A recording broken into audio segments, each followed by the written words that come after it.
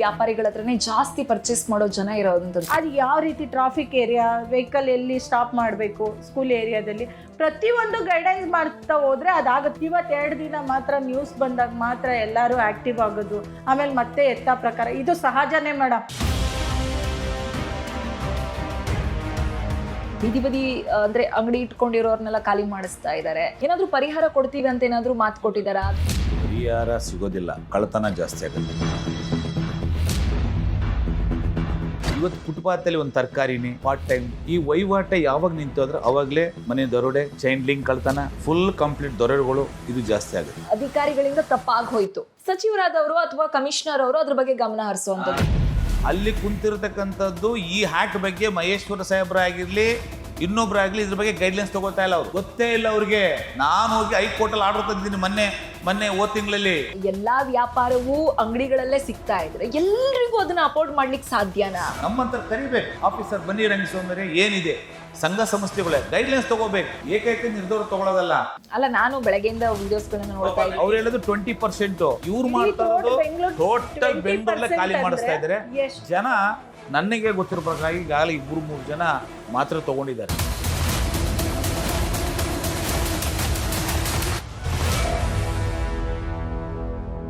ನಮಸ್ತೆ ವೀಕ್ಷಕರೇ, ನೀವು ನೋಡ್ತಾ ಇದ್ದೀರಾ ಸುಮನ್ ಟಿವಿ. ನಾನು ಶಮಿ ಶೆಟ್ಟಿ.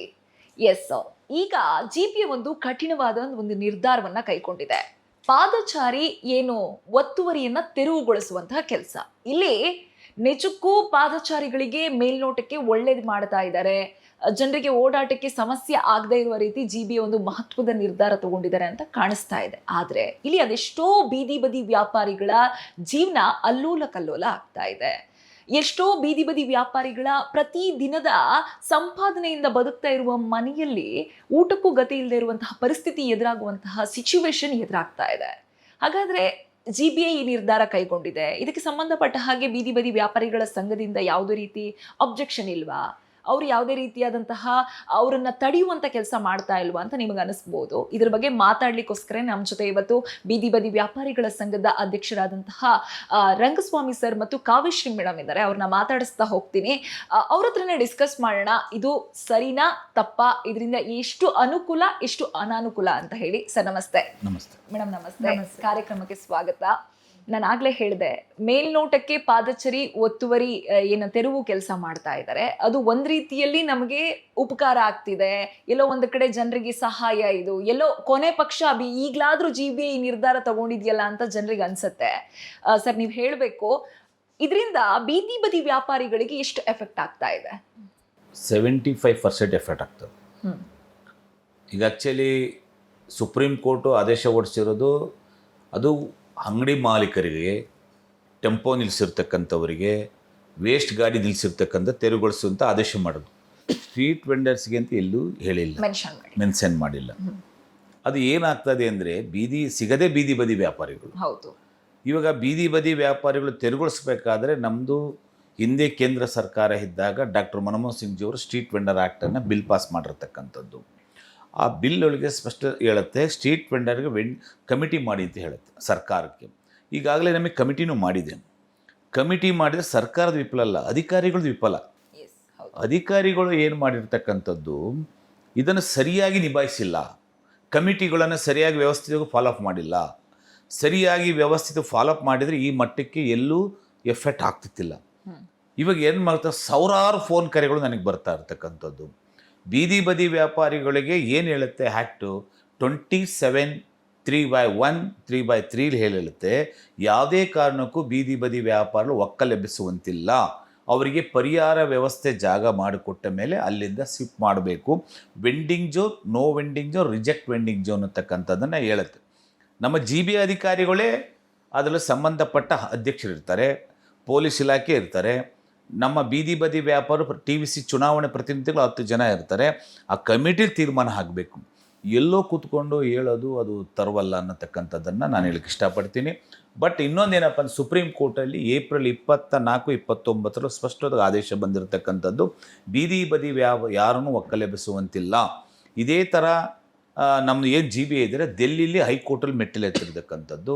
ಅಲ್ಲಿ ದೆಲ್ಲಿಲಿ ಹೈಕೋರ್ಟಲ್ಲಿ ಮತ್ತು ಸುಪ್ರೀಂ ಕೋರ್ಟ್ ಆದೇಶ ತಗೊಂಡು ಬೀದಿ ಬದಿ ವ್ಯಾಪಾರಿ ಯಾವುದೇ ಕಾರಣಕ್ಕೂ ತೆರವುಗೊಳಿಸಿಲ್ಲ, ಟೌನ್ ಎಂಡಿಂಗ್ ಕಮಿಟಿ ತೀರ್ಮಾನ ಆಗಬೇಕು. ಆ ಟೌನ್ ಎಂಡಿಂಗ್ ಕಮಿಟಿ ತೀರ್ಮಾನ ಆದ ಮೇಲೆ ಅವರಿಗೆ ಪರಿಹಾರ ವ್ಯವಸ್ಥೆ ಕೊಟ್ಟ ಮೇಲೆ ಬಾಡಿಗೆ ಫಿಕ್ಸ್ ಆಗುತ್ತೆ ಆ ಕಮಿಟಿಗೆ. ಹೌದು. ಇದು ಸರಿಯಾಗಿ ಎಲ್ಲೋ ಕೆಲವು ಅಧಿಕಾರಿಗಳು ಫಾಲೋ ಅಪ್ ಮಾಡಿಲ್ಲ. ಇದು ಏಕಾಏಕಿಗೆ ಅವರು ಎತ್ತಂಗಡಿ ಮಾಡ್ತಾ ಇರೋದು ಭಾಳ ತುಂಬ ಕಷ್ಟಕರವಾಗಿದೆ. ಈಗಾಗಲೇ ಕೇಂದ್ರ ಮತ್ತು ರಾಜ್ಯ ಸರ್ಕಾರದ ಹಣವನ್ನು ನೀಡಿರ್ತಕ್ಕಂಥದ್ದು 15,000, 25,000, 50,000 ಹಣಗಳನ್ನು ಪಡೆದಿರ್ತಕ್ಕಂಥದ್ದು. ಈಗಾಗಲೇ 5 ಲಕ್ಷ ಜನ ಬೀದಿ ಬದಿ ವ್ಯಾಪಾರಿ, 4,80,000 ಜನ PM ಸೋನಿದ ಅಡಿ ಸಾಲ ಪಡೆದಿರ್ತಕ್ಕಂಥದ್ದು. ಅದೇ ರೀತಿ ಬೆಂಗಳೂರು ಆಗಿರೋದು ಜಿಲ್ಲೆಗಳಾಗಿರ್ತಕ್ಕಂಥದ್ದು. ಇವು ಏನಾಗ್ತದೆ ಅಂದರೆ ಗುರುತಿನ ಚೀಟಿ ಬೆಂಗಳೂರು ನಗರದಲ್ಲಿ 27,000 ಜನ ಗುರುತಿನ ಚೀಟಿ ನೋಂದಾವಣೆ ಆಗಿದೆ. ಅದು ಹೈಕೋರ್ಟಲ್ಲಿ ನಾನು ರಿಟ್ ಹಾಕಿ ಹೈಕೋರ್ಟಲ್ಲಿ ಲೋಪದೋಷ ಇತ್ತು ಗುರುತಿನ ಚೀಟಿ, ಅದನ್ನು ಅಧಿಕಾರಿಗಳು ಲೋಪದೋಷ ಮಾಡಿ ಇವತ್ತು ಎಫೆಕ್ಟ್ ಆಗ್ತಾ ಇರ್ತಕ್ಕಂಥದ್ದು ಬೀದಿ ಬದಿ ವ್ಯಾಪಾರಿಗಳಿಗೆ. ಸುಪ್ರೀಂ ಕೋರ್ಟು ಎಲ್ಲೂ ಹೇಳಿಲ್ವಲ್ಲ ತೆರವುಗೊಳಿಸಿ ಬೀದಿ ಬದಿ ವ್ಯಾಪಾರಿಗಳಿಂದ. ಅದು IAS ಆಫೀಸರು ಅದನ್ನು ಸುವ್ಯವಸ್ಥಿತ ಕೂತ್ಕೊಂಡು ಟೌನ್ ಎಂಡಿಂಗ್ ಕಮಿಟಿ ಮುಖ ಯಾವ ರೀತಿ ಮಾಡಿದ ಪ್ಲ್ಯಾನಿಂಗ್ ಮಾಡ್ಕೋಬೇಕಿದೆ. ಇದು ಸರ್ಕಾರದ ವಿಫಲ ಅಲ್ಲ, IAS ಆಫೀಸರ್ ಅಧಿಕಾರಿಗಳು ವಿಫಲ ಆಗಿದೆ. ಇದು ನಾವು ಸಹಿತ ಈಗಾಗಲೇ ಸುಮಾರು ಕಡೆ ಕೋರ್ಟ್ ಹೋಗಿದ್ದೀವಿ. ನಾವು ಕೋರ್ಟಲ್ಲೂ ಹೈಕೋರ್ಟಲ್ಲೂ ನಮ್ಮ ಪರ ವಾದ ಬಂದಿದೆ, ಆದೇಶ ಬಂದಿರತಕ್ಕಂಥದ್ದು. ಪರಿಹಾರ ವ್ಯವಸ್ಥೆ ಮಾಡಿಕೊಡಬೇಕು, ಯಾರನ್ನೂ ಒಕ್ಕಲೆಬ್ಬಿಸಬಾರ್ದು ಅಂತ ಹೇಳಿ ಹೇಳಿದೆ. ಇದೇನಾಗಿದೆ ಅಂದರೆ ಬೀದಿ ಬದಿ ವ್ಯಾಪಾರಗಳು ಭಯ ಪಟ್ಬಿಟ್ಟಿದ್ದಾರೆ. 1ನೇ ತಾರೀಕಿಂದ ನಿಮ್ಮ ಅಂಗಡಿಗಳು ಸೀಜು, ದಂಡ, ಫೆನಿಟಿ ಅವ್ರಿಗೆ ಏನು ಮಾಡ್ತಾರೆ ಶಾಕ್ ಆಗಿಬಿಟ್ಟು ಪಾಪ ಎಷ್ಟೋ ಜನ ಅವರವರೇ ಅಂಗಡಿಗಳನ್ನ ಹಾಕ್ತಾ ಇಲ್ಲ, ಅವರೇ ಅವರೇ ನಿಲ್ಲಿಸ್ಬಿಟ್ಟಿದ್ದಾರೆ. ಅದಕ್ಕೋಸ್ಕರ ನನಗೆ ಸುಮಾರು ಕರೆಗಳು ಬರ್ತಾ ಇದೆ, ಸುಮಾರು ಫೋನ್ ಕಾಲ್ಗಳು ಬರ್ತಾ ಇದೆ. ಮತ್ತು ನಾನು ಎಷ್ಟೋ ಕಡೆ ಮನೆಗಳನ್ನು ನಾನು ವಾಹಿನಿ ಮುಖಾಂತರವಾಗಿ ಎಲ್ಲ ವಿವರಗಳನ್ನು ಯಾವ್ಯಾವ ರೀತಿಯಲ್ಲಿ ಕೂಲಾಕುಷಿದು ಮಾತಾಡಿದ್ದೀನಿ. ಇವಾಗ ನಾವು ಲೆಟರ್ಗಳನ್ನು ಬರೆದಿದ್ದೀವಿ, ಇನ್ನೂ ಬರಿತಾ ಇದ್ದೀವಿ. ಇದನ್ನು ಸರಿಯಾಗಿ ವ್ಯವಸ್ಥಿತವಾಗಿ ಮನವರಿಕೆ ಮಾಡ್ಕೋತೀನಿ. ಮತ್ತು ಏನೇ ಮಾಡಲಿ ಕಮಿಟಿ ಮುಖಾಂತರ ಮಾಡಿ. ಲೆಟರ್ ಬರೆದಿದ್ದೀವಿ, ನಾವು ಕೋರ್ಟ್ಗೆ ಹೋದ್ವಿ, ಆಜ್ಞೆ ಬಂತು ಅಂತೆಲ್ಲ ಹೇಳಿದ್ರಿ. ಆದರೆ ಏನು GBA ಏನು ರೆಸ್ಪಾನ್ಸ್ ಮಾಡ್ತಾ ಇದೆ, ಸಚಿವರು ಏನು ರೆಸ್ಪಾನ್ಸ್ ಕೊಡ್ತಾ ಇದ್ದಾರೆ ಅಂದರೆ ಸಚಿವರಿಗೆ ಸರಿಯಾಗಿ ಮಾಹಿತಿ ಕೊಟ್ಟಿಲ್ಲ. ಸಚಿವರಿಗೂ ಪಾಪ ಕೆಳಗಿರ್ತಕ್ಕಂಥ ಅಧಿಕಾರಿಗಳು ಸಚಿವರಿಗೆ ಈ ಥರ ಟೌನ್ ಎಂಡಿಂಗ್ ಕಮಿಟಿ ಇದೆ, ಮೇನ್ ರೋಡಲ್ಲಿ ಮಾಡಬಾರ್ದು ಅಂತ ಹೇಳಿರ್ತಕ್ಕ ಸತ್ಯ. ಅದು ಮೇನ್ ರೋಡಲ್ಲಿ ಮಾಡಬಾರ್ದು ಅಂದರೆ ಅವ್ರಿಗೆ ಪರಿಹಾರ ವ್ಯವಸ್ಥೆ ಮಾಡಿಕೊಟ್ಟ ಮೇಲೆ ನಮ್ಮ ಸರ್ಕಾರದ ಮೇಲೆ ಕೆಟ್ಟ ಹೆಸರು ಬರೋದಿಲ್ಲ. ಏನಾಗ್ತದೆ ಅಂದರೆ ಸರ್ಕಾರ ಇದು ಎಫೆಕ್ಟ್ ಮಾಡಿಬಿಟ್ಟಿದೆ. ಇದು ಕಾಂಗ್ರೆಸ್ ಸರ್ಕಾರ ಮಾಡಿರ್ತಕ್ಕಂಥದ್ದಲ್ಲ. ಸುಪ್ರೀಂ ಕೋರ್ಟಲ್ಲಿ ಆದೇಶ ಕೊಟ್ಟರೆ ತೆರವುಗೊಳಿಸ್ಬೇಕು ಅಂತೇಳಿ ಅಧಿಕಾರಿಗಳು ಎಲ್ಲೋ ಒಂದು ಕಡೆ ಇದನ್ನು ಮರೆಸುತ್ತಾ ಇದ್ದಾರೆ. ಇದು ಈ ಉದ್ದೇಶ ಇಟ್ಕೊಂಡು ಇವ್ರನ್ನ ಖಾಲಿ ಮಾಡಿಸ್ಬಿಡೋಣ, ಈ ಮೆಂಡಲ್ ಅದು ಸರ್ಕಾರದ ಎಫೆಕ್ಟ್ ಅಲ್ಲ, ಇದು ಅಧಿಕಾರಿಗಳ ಎಫೆಕ್ಟ್. ಸರ್ಕಾರ ಕೃಷ್ಣ ಬೈರೇಗೌಡರು ಸಹಿತ ಅದನ್ನು ಎಫೆಕ್ಟ್ ಮಾಡಿಲ್ಲ. 80% ಬಿಡಿ ಅಂತ 20% ಮೇನ್ ರೋಡಲ್ಲಿ ಇರತಕ್ಕಂಥದ್ದು. ಅದಕ್ಕೂ ಸಹಿತ ಅಧಿಕಾರಿಗಳು ಡೈರೆಕ್ಷನ್ ಕೊಡಬೇಕು. ಸರ್, ಸ್ಟ್ರೀಟ್ ವೆಂಡರ್ ಆಕ್ಟ್ ಇದೆ, ಈ ಆಕ್ಟ್ ಅಡಿಯಲ್ಲಿ ನಮ್ಮ ಟೌನ್ ಎಂಡಿಂಗ್ ಕಮಿಟಿ ಇದೆ, ಜಂಟಿ ಆಯುಕ್ತರುಗಳು ಇರ್ತಾರೆ, ಪೊಲೀಸ್ ಇಲಾಖೆ ಇರ್ತಾರೆ, ಬ್ಯಾಂಕ್ ಲೀಡೋ ವ್ಯವಸ್ಥಾಪಕರು ಇರ್ತಾರೆ. ಗೈಡ್ಲೈನ್ಸ್ ಕೊಡಬೇಕು. ಚುನಾವಣೆ ಆಗುತ್ತೆ, ಚುನಾವಣೆ ಗೆದ್ದಿರ್ತಕ್ಕಂಥ ಭತ್ಯೆ ಸಿಗುತ್ತೆ. ಟೌನ್ ಎಂಡಿಂಗ್ ಕಮಿಟಿಗೆ ಸಿಟ್ಟಿಂಗ್ ಫೀಸ್ ಕೊಡ್ತದೆ. ಮತ್ತು ಅದಕ್ಕೆ ವೆಂಡಿಂಗ್ ಝೋನ್ ಮಾಡಬೇಕಾದ್ರೆ 80 ಲಕ್ಷ, 90 ಲಕ್ಷ, 1 ಕೋಟಿ, 1.5 ಕೋಟಿ ಹಣಗಳು ಸ್ಯಾಂಕ್ಷನ್ ಆಗುತ್ತೆ. ಇದನ್ನು ಮಾಡಬೇಕು. ಯಾರು ಮಾಡಬೇಕಾಗಿರೋದು? ಆಫೀಸರ್ಸ್. ಇದಕ್ಕೆ ಯಾರು ಸಂಬಂಧಪಟ್ಟ ಆಫೀಸರ್ಸ್ ಮಾಡಬೇಕಾಗಿರ್ತಕ್ಕಂಥದ್ದು. ಮೇಡಮ್, ನೀವೇನೋ ಹೇಳೋಕೆ ಬಂದ್ರಿ. ಅದೇ ಈಗ ಟೌನ್ ವೆಂಡಿಂಗ್ ಕಮಿಟಿ ಇದೆಯಲ್ಲ ಮೇಡಮ್, ಆ್ಯಕ್ಚುಲಿ ಮೊನ್ನೆ ಈಗ ಲಾಸ್ಟ್ ವೀಕಲ್ಲಿ ಕೃಷ್ಣ ಬೈರೇಗೌಡ ಸಚಿವರಾದಂಥವ್ರು ಮೊನ್ನೆ ಹೇಳಿದ್ರು. ಅವರು ಅದಾದ್ಮೇಲೂ ಕೂಡ ನಮ್ಮ ಅಧಿಕಾರಿಗಳು ಏನು ಮಾಡ್ಬೋದಿತ್ತು, ಟೌನ್ ವೆಂಡಿಂಗ್ ಕಮಿಟಿಯವ್ರನ್ನ ಕರೆದು ನೋಡಿ ಹಿಂಗೆ ಡೈರೆಕ್ಷನ್ ಬಂದಿದೆ, ಯಾವ ರೀತಿ ಮಾಡಬೇಕು. ಈಗ ಮೇನ್ ರೋಡಲ್ಲಿ ಇರೋ ಅಂಥವ್ರನ್ನ ಒಂದು 20% ಅಂತ ಹೇಳಿದ್ದಾರೆ. 20%ಅಲ್ಲೂ ಈಗ ಅವ್ರು ಹೇಳಿರೋದು ಸಬ್ ರೋಡಲ್ಲಿ ಹೋಗಿ ಅಂತ ಹೇಳಿದ್ದಾರೆ. ಸಬ್ ರೋಡ್ಗಳಿದೆ, ನಾವು ಡಿಸ್ಟರ್ಬ್ ಮಾಡಲ್ಲ, ಮಾಡ್ಕೊಳ್ಳಿ ಅಂತ. ರೆಸಿಡೆನ್ಸಿಯಲ್ಲಿ ಅವರು ಏನೂ ವ್ಯಾಪಾರ ಆಗಲ್ಲ ಮೇಡಮ್, ಅದು ನಿಮಗೆ ಗೊತ್ತಿರೋ ಅಂಥದ್ದು. ಯಾಕೆ ಅಫಿಷಿಯಲಿ ರೆಸಿಡೆನ್ಸಿಯಲ್ಲಿ ಬೆಳಗ್ಗೆ ಹೋದರೆ ಸಂಜೆ ಬರ್ತಾರೆ. ನಾವೊಂದೇನು ಹೇಳೋದು, ಅವ್ರಿಗೆ ಟೌನ್ ವೆಂಡಿಂಗ್ ಕಮಿಟಿ ಕರೆದು ನೋಡಪ್ಪ ಈ ತೆರವು ಮಾಡಬೇಕು, ನೆಕ್ಸ್ಟ್ ನಿಮ್ಮದು ಪೊಸಿಷನ್ ಏನು. ಹಿಂಗೆ ಸುಪ್ರೀಂ ಕೋರ್ಟ್ ಬಂದಿದೆ. ಈಗ ಸಂವಿಧಾನಾತ್ಮಕವಾಗಿ ಏನು ಮಾಡಬೇಕು ಅದು ನಾವು ಸ್ಪಂದಿಸೋಣ, ನಮ್ಮ ಜನಗಳಿಗೂ ನಮ್ಮ ವ್ಯಾಪಾರಿಗಳಿಗೂ ಹೇಳ್ತೀವಿ. ಎಲ್ಲದಕ್ಕೂ ಒಂದು ವ್ಯವಸ್ಥೆ ಅನ್ನೋದು ಮಾಡಿದ್ರೆ ಅದು ಕರೆಕ್ಟ್ ರೀತಿಯಲ್ಲಿ ಆಗುತ್ತೆ. ಇಲ್ಲಿ ಬರೀ ಅವ್ರೊಬ್ಬರನ್ನೇ ಟಾರ್ಗೆಟ್ ಮಾಡಿ ಪಾಪ ಇವರೆಲ್ಲ ಪ್ಯಾನಿಕ್ ಆಗಿ ಇವತ್ತು ನಮ್ಮ ತುಂಬ ಕಡೆ ನಾವು ಕರೆಗಳು ಬಂದಿದೆ, ಯಾರೂ ಹಾಕಿಲ್ಲ, ಅವರೇ ಭಯದಿಂದ. ಮತ್ತು ಅವ್ರು ಬಂಡವಾಳ ಹಾಕಿ ತರೋದು, ಮತ್ತು ಅದು ಲಾಸ್ ಆಗೋದು. ಅವರು ಹೊಟ್ಟೆಪಾಡು ಏನಾಗಬೇಕು, ಈಗ ನೆಕ್ಸ್ಟ್ ಏನು. ಈಗ ನಾವು ಸಮಂಜಸವಾಗಿ ಕೊಡೋಕ್ಕಾಗಲ್ಲ. ವಿಷಯ ಇವತ್ತಷ್ಟೇ ಸ್ಟಾರ್ಟ್ ಆಗಿದೆ, ಯಾವ್ಯಾವ ರೀತಿ ಮಾಡ್ತಾರೆ, ಮುಂದಿನ ದಿನದಲ್ಲಿ ಅದಕ್ಕೆ ಹೆಚ್ಚುವರಿ ಏನು ಲೆಟ್ರ್ ಬರೀಬೇಕು, ಯಾರ್ಯಾರನ್ನು ಕಾಂಟ್ಯಾಕ್ಟ್ ಮಾಡಬೇಕು, ಯಾವ ಥರ ಗೈಡೆನ್ಸ್ ಕೊಡಬೇಕು, ನಾವು ಪ್ರತಿಯೊಂದನ್ನು ಮಾಡಿದ್ದೀವಿ ಮೇಡಮ್. ಸರ್ ನೀವು ಇವಾಗಿನಿಂದ ಮಾಡಿ ಯಾಕೆಂದರೆ ಇವಾಗ ಅವ್ರು ಟೈಮ್ ಕೇಳಿದರು, GBA ಆಗಿದೆ, ಮಾಡ್ತೀವಿ, ಎಲ್ಲನೂ ನಾವು ಗುರುತಿಸ್ತೀವಿ ಎಲ್ಲ ಹೇಳಿದರು.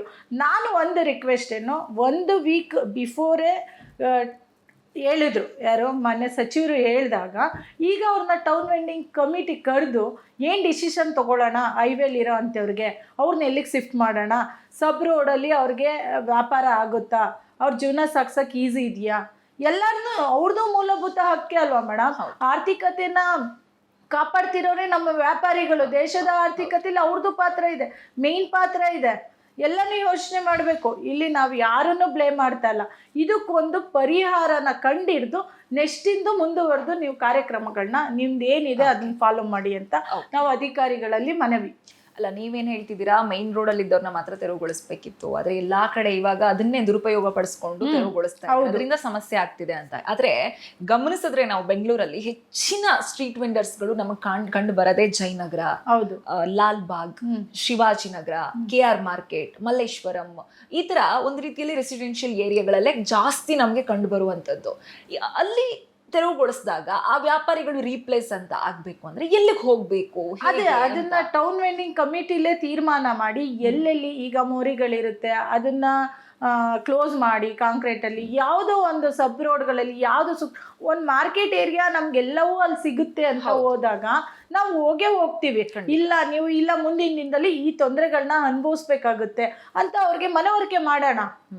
ಎಷ್ಟು ದಿವಸದ ಹಿಂದೆ GBA ನಿಮ್ಗೆ ಇದ್ರದ್ದು ಅಂದ್ರೆ ಒಂದು ಈ ತರ ಆಗತ್ತೆ, ಈ ತರ ನಾವು ತೆರವುಗೊಳಿಸ್ತೀವಿ ಇಂಥ ದಿನ ಅಂತ ಹೇಳಿ ಎಷ್ಟು ದಿನದ ಹಿಂದೆ ನಿಮ್ಗೆ ಅಲ್ಲ, ಈಗ 1 ವೀಕ್ ಹಿಂದೆ ನಿಮಗೂ ಕೃಷ್ಣ ಬೈರೇಗೌಡ ಸರ್ ಹೇಳಿದ್ರು.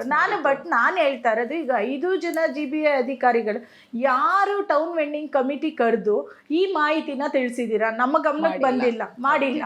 ಅವ್ರು ಕೇಳ್ಬೋದಿತ್ತಲ್ಲ, ನೆಕ್ಸ್ಟ್ ಏನ್ ಮಾಡ್ಬೋದು, ಏನ್ ಇಮ್ಮಿಡಿಯೇಟ್ ಮಾಡಿ ಅಂತ ಯಾವ ಸುಪ್ರೀಂ ಕೋರ್ಟು ಆರ್ಡರ್ ಮಾಡಿ. ಬಟ್ ಕೃಷ್ಣ ಬೈರೇಗೌಡರು ಮಾಡ್ತಿರುವಂತಹ ಪ್ರತಿಯೊಂದು ಪ್ರೆಸ್ ಮೀಟು ಅಥವಾ ಪ್ರತಿಯೊಂದು ಚರ್ಚೆ, ಪ್ರತಿಯೊಂದು ಮೀಟಿಂಗ್ ನಲ್ಲೂ 5 ಜನ ಕೂತ್ಕೊಳ್ತಾರೆ, 5 ವಿಭಾಗದ ಆಫೀಸರ್ಸ್ಗಳು ಕೂಡ ಕೂತ್ಕೋತಾರೆ. ನೀವ್ ಹೇಳ್ತಾ ಇರೋದು ಸಚಿವರ ಗಮನಕ್ಕೂ ಕೂಡ ಅಧಿಕಾರಿಗಳು ತಂದಿಲ್ಲ.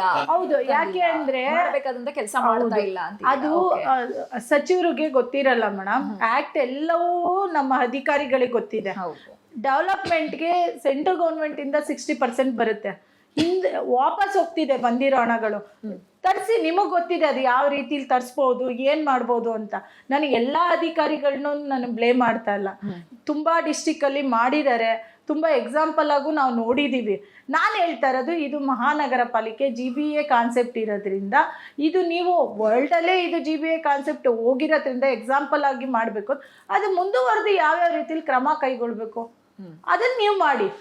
ಬಟ್ ಏಕಾಏಕಿ ನೀವು ತೆರವು ಮಾಡ್ಬಿಡ್ತೀವಿ ಅಂತ ಅಂದದ್ದು ಬರೀ 1 ವೀಕಲ್ಲಿ ಯಾರನ್ನೂ ಸೆಟಲ್ ಆಗಕ್ಕಾಗಲ್ಲ ಮೇಡಮ್. ಹೌದು, ಎಲ್ಲಿ ಹೋಗ್ತಾರೆ, ಆಮೇಲೆ ಅವ್ರಿಗೆ ಎಲ್ಲ ಕಸ್ಟಮರ್ ಈಗ ಇಲ್ಲಿ ಬರ್ತಾ ಇರ್ತಾರೆ, ಇಲ್ಲಿ ಫಿಕ್ಸ್ ಆಗಿರ್ತಾರೆ. ನೆಕ್ಸ್ಟ್ ಎಲ್ಲಿ ಹೋದ್ರು ಏನು ಅವ್ರು ಕಾಂಟ್ಯಾಕ್ಟ್ ಕೊಟ್ಟಿರ್ತಾರೆ ಎಲ್ಲಾರ್ಗು. ಅಲ್ಲ, ನೀವು ಒಂದ್ ಕಡೆ ಹೇಳ್ತೀರಾ ಕಸ್ಟಮರ್ಸ್ ಬರ್ತಾರೆ, ಬೀದಿ ಬದಿ ವ್ಯಾಪಾರಿಗಳ ಹತ್ರನೇ ಜಾಸ್ತಿ ಪರ್ಚೇಸ್ ಮಾಡೋ ಜನ ಇರೋವಂಥದ್ದು, ಅಲ್ಲೇ ಜನರು ಕೂಡ ಅದ್ರ ಮೇಲೆ ಆಗಿದ್ದೀರಾ ಅಂತೀರಾ. ಇನ್ನೊಂದು ಕಡೆ ಈ ಸ್ಕೂಲ್ ಹತ್ರ, ಕಾಲೇಜ್ ಹತ್ರ ಎಲ್ಲ ಒಂದಿಷ್ಟು ಜನ ನಿಂತ್ಕೊಳ್ಳುವಂಥದ್ದು, ಅವ್ರ ಪೇರೆಂಟ್ಸ್ಗಳೇ ಕಂಪ್ಲೇಂಟ್ ಮಾಡ್ತಾ ಇರ್ತಾರೆ, ಇಲ್ಲಿ ಬಂದು ಬೀದಿ ಬದಿ ವ್ಯಾಪಾರಿಗಳು ನಮ್ಗೆ ಸಮಸ್ಯೆ ಆಗ್ತಿದೆ, ಬೀದಿ ಬದಿ ವ್ಯಾಪಾರಿಗಳು ಫುಟ್ಪಾತ್ ಅಲ್ಲಿ ಇರೋದ್ರಿಂದ ನಮ್ಗೆ ಓಡಾಡಕ್ ಆಗ್ತಾ ಇಲ್ಲ, ನಡ್ಕೊಂಡು ಓಡಾಡೋರು ಏನ್ ಮಾಡಬೇಕು ಅಂತ ಒಂದಿಷ್ಟು ವಿಡಿಯೋಗಳನ್ನ ಸೋಷಿಯಲ್ ಮೀಡಿಯಾದಲ್ಲಿ ಹಾಕ್ತಾ ಇರ್ತಾರೆ. ಏನು ಅಂದ್ರೆ ಇವ್ರು ಈಗ GBAದವ್ರು ಏನ್ ರೀಸನ್ ಕೊಡ್ತಾರೆ ಅಂತಂದ್ರೆ, ಇದು ಸಮಸ್ಯೆ ನಮ್ಗೆ ಇದು ಕಣ್ಣಿಗೆ ಕಾಣಿಸ್ತಾ ಇದೆ, ಈ ರೀತಿ ನಮ್ಗೆ ಕಂಪ್ಲೇಂಟ್ಸ್ ಬರ್ತಾ ಇದೆ, ನಾವು ಹಾಗಾಗಿ ಹೀಗ್ ಮಾಡ್ತಿದೀವಿ ಅಂತಾರೆ. ನೀವೇನ್ ಹೇಳ್ತೀರಾ? ಹೌದು, ಈಗ ಅದು ಯಾರು ಪೇರೆಂಟ್ಸ್ಗಳು ಹೇಳ್ತಾರೆ, ನಮ್ಮ ನಾಗರಿಕರು ನಾವು ತಿಳ್ಕೊಬೇಕಾಗಿರೋದು, ಅವ್ರು ಇಲ್ಲ ಅಂದ್ರೆ ಅವ್ರು ಇದ್ದಾಗ ಆ ಮಕ್ಳಿಗೆ ಒಂದಷ್ಟು ತಿಂಡಿ ಅದನ್ನ ಕೊಡಿಸ್ಕೊಂಡು ಎಲ್ಲೂ ಸಿಗದೆ ಹೋದಾಗ ಅವರು ಪಶ್ಚಾತ್ತಾಪ ಪಡೋದನ್ನು ನೋಡಿದ್ದೀರಾ. ನಾವು ಸ್ಕೂಲ್ ಏರಿಯಾಗಳಲ್ಲಿ ಬಂದಾಗ ಅವ್ರಿಗೆ ಒಂದು ಏರಿಯಾನ ಸ್ಕೂಲ್ ಮ್ಯಾನೇಜ್ಮೆಂಟ್ ಆಗಲಿ ಏನೇ ಆಗಲಿ ಅವ್ರಿಗೂ ಅದನ್ನು ಹೇಳಬೇಕು. ನಾವು ಹೇಳಬೇಡಿ ಅಂತ ಹೇಳ್ತಾ ಇಲ್ಲ, ಅದು ಯಾವ ರೀತಿ ಟ್ರಾಫಿಕ್ ಏರಿಯಾ, ವೆಹಿಕಲ್ ಎಲ್ಲಿ ಸ್ಟಾಪ್ ಮಾಡಬೇಕು, ಸ್ಕೂಲ್ ಏರಿಯಾದಲ್ಲಿ ಪ್ರತಿಯೊಂದು ಗೈಡೆನ್ಸ್ ಮಾಡ್ತಾ ಹೋದ್ರೆ ಅದಾಗುತ್ತೆ. 2 ದಿನ ಮಾತ್ರ ನ್ಯೂಸ್ ಬಂದಾಗ ಮಾತ್ರ ಎಲ್ಲರೂ ಆಕ್ಟಿವ್ ಆಗೋದು, ಆಮೇಲೆ ಮತ್ತೆ ಪ್ರಕಾರ ಇದು ಸಹಜನೇ ಮೇಡಮ್. ಇದು ನಡೀತಾ ಇರೋದ್ರಿಂದನೇ ಇದು ಸಮಸ್ಯೆಗಳು ಯಥಾ ಪ್ರಕಾರ ಪುನಃ ಇದೇ ಸಮಸ್ಯೆಗಳು ರಿಪೀಟ್ ಆಗ್ತಾನೆ ಇದೆ. ಅದು ಕರೆಕ್ಟಾಗಿ ಮಾಡಿದ್ರೆ ಇದು, ನಾನು ಅದನ್ನೇ ಗಮನಕ್ಕೆ ತರ್ತಾ ಇರೋದೇನು, ನಮ್ಮ ಬೀದಿ ಬದಿ ವ್ಯಾಪಾರಿಗಳಿಗೂ ನಾವು ಮನವರಿಕೆ ಮಾಡ್ತೀವಿ, ಸಂಘಟನೆಯಿಂದ ನಾವು ಮಾಡ್ತಾ ಇದ್ದೀವಿ. ನೀವು ಭಯ ಪಡಬೇಡಿ, ನೀವು ವ್ಯಾಪಾರ ಮಾಡಿ. ನಾವು ರಿಕ್ವೆಸ್ಟ್ ಮಾಡ್ತೀವಿ ಸಚಿವರಿಗಾಗಲಿ ಅಧಿಕಾರಿಗಳಿಗಾಗಲಿ, ನೋಡಿ ಸರ್ ಈ ಸಮಸ್ಯೆ ಈಗ ಅನಿಸಿರುತ್ತೆ, ಅವ್ರಿಗೂ ಗೊತ್ತಾಗಿರುತ್ತೆ, ಗಮನಕ್ಕೆ ಬಂದಿರುತ್ತೆ. ಬಟ್ ನಾವು ಹೇಳೋದು ನೀವು ಆದಷ್ಟು ವ್ಯವಸ್ಥಿತವಾಗಿ 2 ದಿನದ 3 ದಿನದ ಕಾರ್ಯಾಚರಣೆ ಆಗಬಾರ್ದು, ಕಂಟಿನ್ಯೂಟಿ ಇರಲಿ. ಹೌದು, ಅದನ್ನು ನಾವು ಹೇಳೋದು. ಇವತ್ತಿನ ಕಾರ್ಯಾಚರಣೆಯನ್ನು ಗಮನಿಸಿದ್ರೆ ಅದೆಷ್ಟೋ ಏನು ಕಟ್ಟಡಗಳನ್ನ ತಳ್ಳಿ ಹಾಕಿದ್ದಾರೆ, ಎಷ್ಟೋ JCPಯಲ್ಲಿ ತೆರವುಗೊಳಿಸ್ತಾ ಇದ್ದಾರೆ, ಬೀದಿ ಬದಿ ಅಂದ್ರೆ ಅಂಗಡಿ ಇಟ್ಕೊಂಡಿರೋರ್ನೆಲ್ಲ ಖಾಲಿ ಮಾಡಿಸ್ತಾ ಇದ್ದಾರೆ, ಶಟರ್ಗಳು ಹಾಕೊಂಡಿರೋರನ್ನ ಮುರಿದು ಬಿಸಾಡ್ತಾ ಇದ್ದಾರೆ. ಈ ರೀತಿಯಾದಂತಂದ್ರೆ ಹೆಚ್ಚು ಗಮನ ಬರ್ತಾ ಇರೋದು. ಹೇಗೆ ಅಂತಹ ವ್ಯಾಪಾರಿಗಳಿಗೆ ಅಥವಾ ಈ ಕಟ್ಟಡಗಳನ್ನ ಏನು ತಳ್ಳಿ ಶಟರ್ಗಳನ್ನ ತೆರವುಗೊಳಿಸ್ತಾ ಇದ್ದಾರೆ, ಕಾರ್ಯಾಚರಣೆ ಮಾಡ್ತಾ ಇದ್ದಾರೆ, ಏನಾದ್ರೂ ಪರಿಹಾರ ಕೊಡ್ತೀವಿ ಅಂತ ಏನಾದ್ರೂ ಮಾತು ಕೊಟ್ಟಿದ್ದಾರಾ, ಅಥವಾ ಅವ್ರಿಗೇನಾದ್ರೂ ಅದಕ್ಕೆ ಪರಿಹಾರ ಸಿಗತ್ತಾ, ಹೇಗೆ ಸರ್ ಅದು? ಪರಿಹಾರ ಸಿಗೋದಿಲ್ಲ, ಕಳ್ಳತನ ಜಾಸ್ತಿ ಆಗುತ್ತೆ. ಛತ್ತೀಸ್ಗಢದಲ್ಲಿ ಸೇಮ್ ಎಲ್ಲಿ ಬೀದಿ ಬದಿ ವ್ಯಾಪಾರಿಗಳು ಇರ್ತಾರೋ ಮಹಿಳೆಯರು ಸುರಕ್ಷಿತ ಓಡಾಡ್ತದೆ ಅಂತೇಳಿ ಆದೇಶ ಆಗಿರ್ತಕ್ಕಂಥದ್ದು. ಚೈನ್ ಲಿಂಕ್, ಎಲ್ಲಿ ಬೀದಿ ಬದಿ ವ್ಯಾಪಾರಿ ಇರ್ತಾರೆ ಕಳ್ಳತನ ಆಗೋದಿಲ್ಲ. ಬೀದಿ ಬದಿ ವ್ಯಾಪಾರಿಗಳು ಇವಾಗ ಎಷ್ಟೋ ಜನ, ಸಾವಿರಾರು ಜನ, ಲಕ್ಷಾಂತರ ಜನ ಬೀದಿಲಿ ವ್ಯಾಪಾರ ಮಾಡ್ತಾರೆ, ಅವರಿಗೆ ಕೆಲಸ ಇಲ್ಲ ಇವಾಗ. ಹೌದು, ನೋಡಿ ನನಗೆ ಗೊತ್ತಿರೋ ಪ್ರಕಾರವಾಗಿ ಸರ್ಕಾರ ಅಧಿಕಾರಿಗಳು ಫುಟ್ಪಾತಲ್ಲಿ ವ್ಯಾಪಾರ ಮಾಡ್ತಾರೆ, ಮತ್ತು ಹೋಟೆಲು ಉದ್ಯಮಿದಾರರು ಫುಟ್ಪಾತಲ್ಲಿ ವ್ಯಾಪಾರ ಮಾಡ್ತಾರೆ, TV ಮಾಧ್ಯಮದವರು ಅವ್ರ ಅಣ್ಣ ತಮ್ಮ ಕುಟುಂಬದವರು ಅವರು ಫುಟ್ಪಾತಲ್ಲಿ ವ್ಯಾಪಾರ ಮಾಡ್ತಾ ಇದ್ದಾರೆ. ನನಗೆ ಗೊತ್ತು, ಬೇಕಾದ್ರೆ ನಾನು ಹೇಳ್ತೀನಿ, ಹೆಸರು ಹೇಳ್ತೀನಿ. ಸಂಸಾರ ಸಾಗೋಕ್ಕೆ ಭಾಳ ಕಷ್ಟ ಆಗಿದೆ, ಎಲ್ಲ ದುಬಾರಿ ರೈಟು. ಕುಟುಂಬ ಜೀವನ, ಒಂದು ಬಾಡಿಗೆ ಕಟ್ಟಬೇಕಾದ್ರೂ 15,000 ಮೇಲೆ ಇರುತ್ತೆ. ಇವತ್ತು ಫುಟ್ಪಾತಲ್ಲಿ ಒಂದು ತರಕಾರಿನೇ ಪಾರ್ಟ್ ಟೈಮ್ ಇಲ್ಲ ಸಂಜೆ ಟೈಮ್ ಬೆಳಗ್ಗೆ ಟೈಮು ಇವೆಲ್ಲ ಮಾಡಲೇಬೇಕಾಗುತ್ತೆ. ಈ ವಹಿವಾಟ ಯಾವಾಗ ನಿಂತೋದ್ರೆ ಅವಾಗಲೇ ಮನೆ ದರೋಡೆ, ಚೈನ್ ಲಿಂಕ್ ಕಳ್ತನ, ಫುಲ್ ಕಂಪ್ಲೀಟ್ ದರೋಡೆಗಳು ಇದು ಜಾಸ್ತಿ ಆಗುತ್ತೆ. ಕೆಲಸ ಇಲ್ಲ ಅಂದಮೇಲೆ ನಾವು ಅದೇ ಕೆಲಸಕ್ಕೆ ಹೋಗ್ಬೇಕಾಗತ್ತೆ. ಹೌದು, ಸುಪ್ರೀಂ ಕೋರ್ಟ್ ಈ ಉದ್ದೇಶನ ಇಟ್ಕೊಂಡು ಆದೇಶ ಮಾಡಿರ್ತಕ್ಕಂಥದ್ದು. ಸ್ಟ್ರೀಟ್ ವೆಂಡರ್ ಆ್ಯಕ್ಟನ್ನು ಇದನ್ನು ಪರಿಶೀಲನೆ ಮಾಡಿ ಜೀವನೋಪಾಯ ಸಂರಕ್ಷಣೆ ಕಾಯ್ದೆ ಅಡಿಯನ್ನು ತಂದಿದ್ದು ಇದೇ ಉದ್ದೇಶಕ್ಕೋಸ್ಕರ. ಬೀದಿ ಗ್ರಾಹಕರು ಓಡಾಡಬೇಕು, ಫುಟ್ಪಾತ್ ವ್ಯಾಪಾರಿಗಳು ಮಾಡಬೇಕು. ಹೌದು, ಫುಟ್ಪಾತ್ ಇವಾಗ ಕೆಂಪೇಗೌಡರು ಕಟ್ಟಿರ್ತಕ್ಕಂಥ ಬೆಂಗಳೂರು ಚಿಕ್ಕದಾಗಿತ್ತು, ಬೆಳ್ಕೊಂಡಿದೆ, ಜನಸಂಖ್ಯೆ ಆಗಿದೆ. ಇವಾಗ ಬಿಡದಿಲು ಸಹಿತ ದೊಡ್ಡ ಮಟ್ಟದಲ್ಲಿ ಸಿಟಿ ಇಂಪ್ಲಿಮೆಂಟ್, ಜನ ನೀವು ಎಷ್ಟೇ ಇಂಪ್ಲಿಮೆಂಟ್ ಮಾಡಿದ್ರು ಜನ ಬರ್ತಾ ಇರ್ತಾರೆ. ಹೌದು, ಇವಾಗ ನನ್ನ ಉದ್ದೇಶ ಏನಪ್ಪ ಅಂದರೆ ಪರಿಹಾರ ವ್ಯವಸ್ಥೆ, ನೀವು ಹೇಳಿದ್ರಿ ಪರಿಹಾರ ವ್ಯವಸ್ಥೆ ಮಾಡಿಕೊಡ್ಬೇಕು. ಇದು ಸರ್ಕಾರ ಮಾಡಿಕೊಡ್ಬೇಕು. ಸರ್ಕಾರ ಅಂದರೆ ಕೇಂದ್ರ ಸರ್ಕಾರ ದುಡ್ಡು ಬರುತ್ತೆ, ರಾಜ್ಯ ಸರ್ಕಾರ ದುಡ್ಡು ಬರುತ್ತೆ. ಅಧಿಕಾರಿಗಳು ಏನು ಮಾಡಿದ್ದಾರೆ, ವಿಫಲ ಆಗಿದ್ದಾರೆ. GB ಅಧಿಕಾರಿ ಮುಂಚೆ 5 ಜನ GB ಹೊಸಬ್ರು ಬಂದಿದ್ದಾರೆ. ಮುಂಚೆ ಕಮಿಷನರ್ ಒಬ್ಬರೇ ಇದ್ದಿದ್ದು. ಅವಾಗ TVC ಕಮಿಟಿ ಸಂಪೂರ್ಣವಾಗಿ ಕರೆಕ್ಟಾಗಿ ನಡೀತಾ ಇತ್ತು. ಇವಾಗ GB ಆದಮೇಲೆ ಯಾವ ಅಧಿಕಾರಿಗಳು ಮೀಟಿಂಗ್ ತಗೋತಾರೆ ನಮಗೆ. ಓಕೆ, ನೀವು ಹೇಳ್ತಾ ಇರೋದು BBMP ಇದ್ದಾಗಲೇ ಚೆನ್ನಾಗಿತ್ತು, GB ಆದ್ಮೇಲೆ ಹದಗೆಟ್ಟು ಹೋಯ್ತು ಅಂತೀರಾ? GB ಆದ್ಮೇಲೆ ಅವ್ರು ಮೀಟಿಂಗ್ ತಗೋತಾ ಇಲ್ಲ, ಬಿಸಿ ಆಗ್ಬಿಟ್ಟಿದ್ದಾರೆ. ಇದನ್ನ ನೋಡಿ, ಸರ್ಕಾರ ದುಡ್ಡು ಕೊಡ್ತಾ ಇದೆ, ಸ್ಟೇಟ್ ಗೌರ್ಮೆಂಟು ಮತ್ತು ಸೆಂಟ್ರಲ್ ಗೌರ್ಮೆಂಟ್ ಎರಡು ದುಡ್ಡು ಕೊಡ್ತದೆ. ಈ ಸ್ಟ್ರೀಟ್ ವೆಂಡರ್, ಅಸಂಘಟಿತ ಕಾರ್ಮಿಕ ವರ್ಗ, ಕೂಲಿ ಕೆಲಸ ಇರೋದಿಲ್ಲ, ಬೀದಿ ಬದಿ ವ್ಯಾಪಾರ, ಸರ್ಕಾರನೇ 10,000, 20,000, 50,000 ಲೋನ್ಗಳು ಕೊಡ್ತಾ ಇರ್ತಕ್ಕಂಥದ್ದು. ಮತ್ತು ಅವರಿಗೆ ಬೀದಿ ಬದಿ ವ್ಯಾಪಾರಿಗಳಿಗೆ ಸಮೃದ್ಧಿ ಯೋಜನೆ ಸ್ಕೀಮ್ಗಳು ಕೊಟ್ಟಿರ್ತಕ್ಕಂಥದ್ದು. ಇವತ್ತಿನ ಸನ್ನಿವೇಶ ಏನಾಗಿದೆ ಅಂದರೆ, ಇದನ್ನ ಮಾಡಬೇಕಾದ್ರೆ IAS ಆಫೀಸ್ ಯಾರು ಕುಂತಿರ್ತಾರೆ ಟೇಬಲ್ ಮೇಲೆ ಅವರನ್ನು ಕರೆಕ್ಟಾಗಿ ಕೂಲಾಕುಷಿತವಾಗಿ ಸ್ಟ್ರೀಟ್ ವೆಂಡರ್ ಆ್ಯಕ್ಟನ್ನು ಓದ್ಕೋಬೇಕು ಫಸ್ಟ್. ಅದ್ರ ಬಗ್ಗೆ ತಿಳುವಳಿಕೆ ಮಾಡಬೇಕು. ಆ ಸ್ಥಾನದಲ್ಲಿ ಕೂತ್ಕೊಂಡಾಗ, ಆ ಸ್ಥಾನದಲ್ಲಿ ಯಾರೇ ಕೂತ್ಕೊಂಡಾಗ ಒಬ್ಬ ಸಚಿವರು, ಇವಾಗ ಸಚಿವರ ಮೇಲೆ ಎಷ್ಟೋ ಜನ ಅಪರಾಧ ಮಾಡಿಬಿಡ್ತಾರೆ, ತಪ್ಪು. ಇವಾಗ ಅವ್ರು ಹೇಳಿರೋದು ಕರೆಕ್ಟ್. ಅವರು ಸುಪ್ರೀಂ ಕೋರ್ಟ್ ಗೈಡ್ಲೈನ್ಸ್ ಏನು ಬಂದಿದೆ ಅವ್ರು ಹೇಳಿದ್ದಾರೆ, ಸಚಿವರು ಹೇಳ್ಬೇಕು, ಮನವರಿಕೆ ಮಾಡ್ಕೋಬೇಕು. ಈ ರೀತಿ ಈ ಥರ ಆ್ಯಕ್ಟ್ ಇದೆ ಸರ್, ಅದು ಹೆಂಗೆ ಮಾಡಿದ್ರೆ ಹೆಂಗೆ ಸೂಕ್ತ. ಜನಗಳು ಏನೋ ತಪ್ಪು ಅಭಿಪ್ರಾಯ ಹೋಗ್ಬಿಡು, ಕೃಷ್ಣೇಗೌಡರು ಬಂದ್ಬಿಟ್ರು, ಅವ್ರನ್ನ ಓಡಿಸ್ಬಿಟ್ರು ಅಂತಕ್ಕಂಥದ್ದನ್ನ. ಯಾಕಂದ್ರೆ ಈ ಹಿಂದೆ ಇದ್ದ ಸಚಿವರಿಂದ ಈ ರೀತಿ ಆಗ್ಲಿಲ್ಲ. ನೋಡಿ, ಇವಾಗ DK ಶಿವಕುಮಾರ್ ಮುಖ್ಯಮಂತ್ರಿ ಆಗ್ಬಿಟ್ರು, ಈ ರೀತಿ ಆಗ್ಬಿಡ್ತದೆ. ಜನರನ್ನ ಏನ ಮಾಡ್ಬಿಡುತ್ತೆ, ತಪ್ಪು ಅಭಿಪ್ರಾಯ ಹೋಗ್ಬಿಡುತ್ತೆ, ಅಲ್ಲಿ ಜನಗೆ ಬೇರೆ ರೀತಿ ಮೆಸೇಜ್ ಹೋಗ್ಬಿಡುತ್ತೆ. ಅಲ್ಲ, ನಾನ್ ಕೇಳೋದು, ಅಧಿಕಾರಿಗಳು ತಪ್ಪು ಮಾಡಿದ್ರಪ್ಪ, ಅಧಿಕಾರಿಗಳಿಂದ ತಪ್ಪಾಗೋಯ್ತು, ಆದ್ರೆ ಒಬ್ಬ ಈಗ ಮೇನ್ ಕಮಿಷನರ್ ಅಂತ ಇದ್ದಾರೆ ಮಹೇಶ್ವರ್ ರಾವ್ ಅವರು, ಅಥವಾ ಒಬ್ಬರು ಸಚಿವರು ಇದ್ದಾರೆ, ಸಚಿವರಾದವರು ಅಥವಾ ಕಮಿಷನರ್ ಅವರು ಅದ್ರ ಬಗ್ಗೆ ಗಮನ ಹರಿಸುವಂತದ್ದು ಇಲ್ಲಿ point ಅಥವಾ ಅದನ್ನ ಸ್ವಲ್ಪ ನೋಡಿ ಈ ತರ ಯಾಕೆ ಹೀಗ್ ಯಾಕೆ ಇಲ್ಲಿ ಜನರಿಗೆ ಸಮಸ್ಯೆ ಆಗ್ತಿದೆ. ಯಾಕಂದ್ರೆ ಕೃಷ್ಣ ಬೈರೇಗೌಡರು ಬೆಂಗಳೂರು ರಸ್ತೆಗಳಲ್ಲಿ ಓಡಾಡ್ತಾರೆ, ಇಲ್ಲಿ ಬೀದಿ ಬದಿ ವ್ಯಾಪಾರಿಗಳು ಎಷ್ಟು ಅವಲಂಬಿತರಾಗಿದ್ದಾರೆ ಅನ್ನೋದು ಅವ್ರಿಗೆ ಗೊತ್ತಾಗ್ತಿದೆ ಸಚಿವರ ಗಮನಕ್ಕೆ. ಇಲ್ಲಿ ಹೀಗಿತ್ತು ಯಾಕೆ ಅವರು ಪ್ರಶ್ನಿಸ್ತಾ ಇಲ್ಲ? ನೋಡಿ, ನೀವು ಒಳ್ಳೆ ಕ್ವಶನ್ ಕೇಳಿದ್ರಿ. ID ಕಾರ್ಡು 27,600 ಚಿಲ್ಲರೆ ಅಷ್ಟು ID ಕಾರ್ಡ್ ಲೋಪದೋಷದ್ದು ಹೈಕೋರ್ಟ್ಗೆ ಹೋಗಿ ಅದು ರದ್ದು ಮಾಡಿ ಹೊಸ ID ಕಾರ್ಡ್ ಪ್ರಿಂಟೆಡ್ ಹಾಕ್ಸಿದೆ. ಅಲ್ಲಿ ಕುಂತಿರ್ತಕ್ಕಂಥದ್ದು ಈ ಹ್ಯಾಕ್ಟ್ ಬಗ್ಗೆ ಮಹೇಶ್ವರ ಸಾಹೇಬ್ರ ಆಗಿರ್ಲಿ ಇನ್ನೊಬ್ರಾಗ್ಲಿ ಇದ್ರ ಬಗ್ಗೆ ಗೈಡ್ಲೈನ್ಸ್ ತಗೋತಾ ಇಲ್ಲ ಅವರು. ಗೊತ್ತೇ ಇಲ್ಲ ಅವ್ರಿಗೆ. ನಾನು ಹೋಗಿ ಹೈಕೋರ್ಟ್ ಅಲ್ಲಿ ಆರ್ಡರ್ ತಂದಿದ್ದೀನಿ ಮೊನ್ನೆ ತಿಂಗಳಲ್ಲಿ. ಎಲ್ಲ GB ಅಧಿಕಾರಿಗಳು ನೋಟಿಸ್ 10 ಜಂಟಿ ಆಯುಕ್ತರಿಗೆ ಕಮಿಷನರ್ಗೆ ಸರ್ಕಾರಕ್ಕೆ ಆದೇಶ ಮಾಡಿರ್ತಕ್ಕಂಥದ್ದು. ನಾನು ಹೈಕೋರ್ಟ್ ಅಲ್ಲಿ ಹೋಗಿ ಇದು ಲೋಪದೋಷ ಇದೆ, ಅವ್ರ ಫ್ಯಾಮಿಲಿ ಎಷ್ಟು ಜನ ಹೆಸರು ಇರಬೇಕು, ಫ್ಯಾಮಿಲಿ ಫೋಟೋ ಇರಬೇಕು, GPS ಇರಬೇಕು, ಇದನ್ನ ಹೈಕೋರ್ಟ್ ನಮ್ಮ ಹ್ಯಾಕ್ಟ್ ಅಡಿ ಹೇಳುತ್ತೆ. ಇದು ತಪ್ಪು ಮಾಡಿದ್ರು. ಎರಡನೇದು ವೆಂಡಿಂಗ್ ಝೋನ್ ಮಾಡಬೇಕು, ಇವ್ರು ಮಾಡಲಿಲ್ಲ. ಇವರು ನಾನು ಪದೇ ಹೇಳ್ತೀನಿ, ಇವತ್ತು ಹೇಳ್ತೀನಿ, ಇದು ಯಾಕೆ ಅಂದ್ರೆ ಸರ್ಕಾರದ ಮೇಲೆ ಕಪ್ಪಿ ಚುಕ್ಕಿ ತರದೇ ಅಧಿಕಾರಿಗಳು. ಕೆಲವು ಅಧಿಕಾರಿಗಳು, ಎಲ್ಲ ಅಧಿಕಾರಿಗಳಲ್ಲ. ಪಾಪ ಇವಾಗ ಕೃಷ್ಣ ಬೈರೇಗೌಡರು ಅಲ್ಲಿ ಕುತ್ಕೊಂಡು ಹೇಳ್ತಾರೆ 80% ಬೀದಿ ವ್ಯಾಪಾರ ಇರಲಿ, 20% ಮೇನ್ ರೋಡ್ ತೆಗೆಲಿಸ್ತಾರೆ ಅಂತ. ಅದಕ್ಕೆ ಏನ್ ಮಾಡಿ ಮುಂಜಾಗ್ರತವಾಗಿ ಸರ್ ಅದೊಂದು ಕಮಿಟಿ ಇದೆ, ಕಮಿಟಿ ತೀರ್ಮಾನ ಮಾಡಿ ಅವ್ರು ಏನಾರ ಅವ್ರಿಗೊಂದು ನೋಟಿಸ್ ಕೊಟ್ಟು ಅವ್ರಿಗೆ ಅಫ್ರೆಂಟ್ ಮಾಡಿ ಸ್ಥಳಾಂತರ ಮಾಡಿ ಹೈವೇಗಳಲ್ಲಿ ಇದನ್ನ ಆಲ್ಮೋಸ್ಟ್ ಇರೋದು. ನೀವು 20% ಹೈವೇ ಕ್ಲಿಯರ್ ಮಾಡಬೇಕು ಅಂದ್ರೆ ಅದ್ರಲ್ಲೂ ಪ್ರಾಬ್ಲಮ್ ಬರುತ್ತೆ. ಅಲ್ಲ, ಹೈವೇಗಳಲ್ಲೇ ಇರೋದು ಎಲ್ಲಿ ಅಂದ್ರೆ ನಮ್ಗೆ ನೆಲಮಂಗಲದಿಂದನೇ ಸಿಗುತ್ತೆ. ನೆಲಮಂಗಲದ ಸ್ಟಾರ್ಟ್ ನಾವು ಏನು ಒಂದು ಅಲ್ಲಿಂದನೇ ಟೋಲ್ ಗೇಟ್ ಇಂದ ದಾಟದ್ರೇನೆ ಕಂಪ್ಲೀಟ್ ಫುಟ್ಪಾತ್ ಅಲ್ಲಿ ಸೇಲ್ ಮಾಡ್ತಿರ್ತಾರೆ ತರಕಾರಿ. ಅಲ್ಲೇ ಇರುವ ಹತ್ರ ರೈತರುಗಳು ಬಂದು ಮಾಡ್ತಾ ಇರ್ತಾರೆ. ನೋಡಿ, ಇವತ್ತು ಈ ಬೀದಿ ಬೇರೆ ಹೊಡೆತದಿಂದ ರೈತರಿಗೆ ಗೊತ್ತಾಗುತ್ತೆ. 70-80% ಎಲ್ಲ ಬೀದಿ ಬದಿ ವ್ಯಾಪಾರಿಗಳೇ ತರಕಾರಿಗಳನ್ನ ಮತ್ತೊಂದು ತಗೊಳ್ತಾ ಇರ್ತಕ್ಕಂಥದ್ದು. ರೈತರುಗಳು ಸಂಪೂರ್ಣ ಕುಸ್ತೋಗ್ತದೆ. ಈಕೆ ಅವ್ರು ಮಂಡಿ ತಗೊಳ್ಳೋದಿಲ್ಲ. ಇವಾಗ ಏನಾಗುತ್ತೆ, ತರಕಾರಿ ಸ್ಟಾಕ್ ನಾನು ಅದನ್ನೇ ಕೇಳೋಣ ಅಂತ ಬಂದೆ.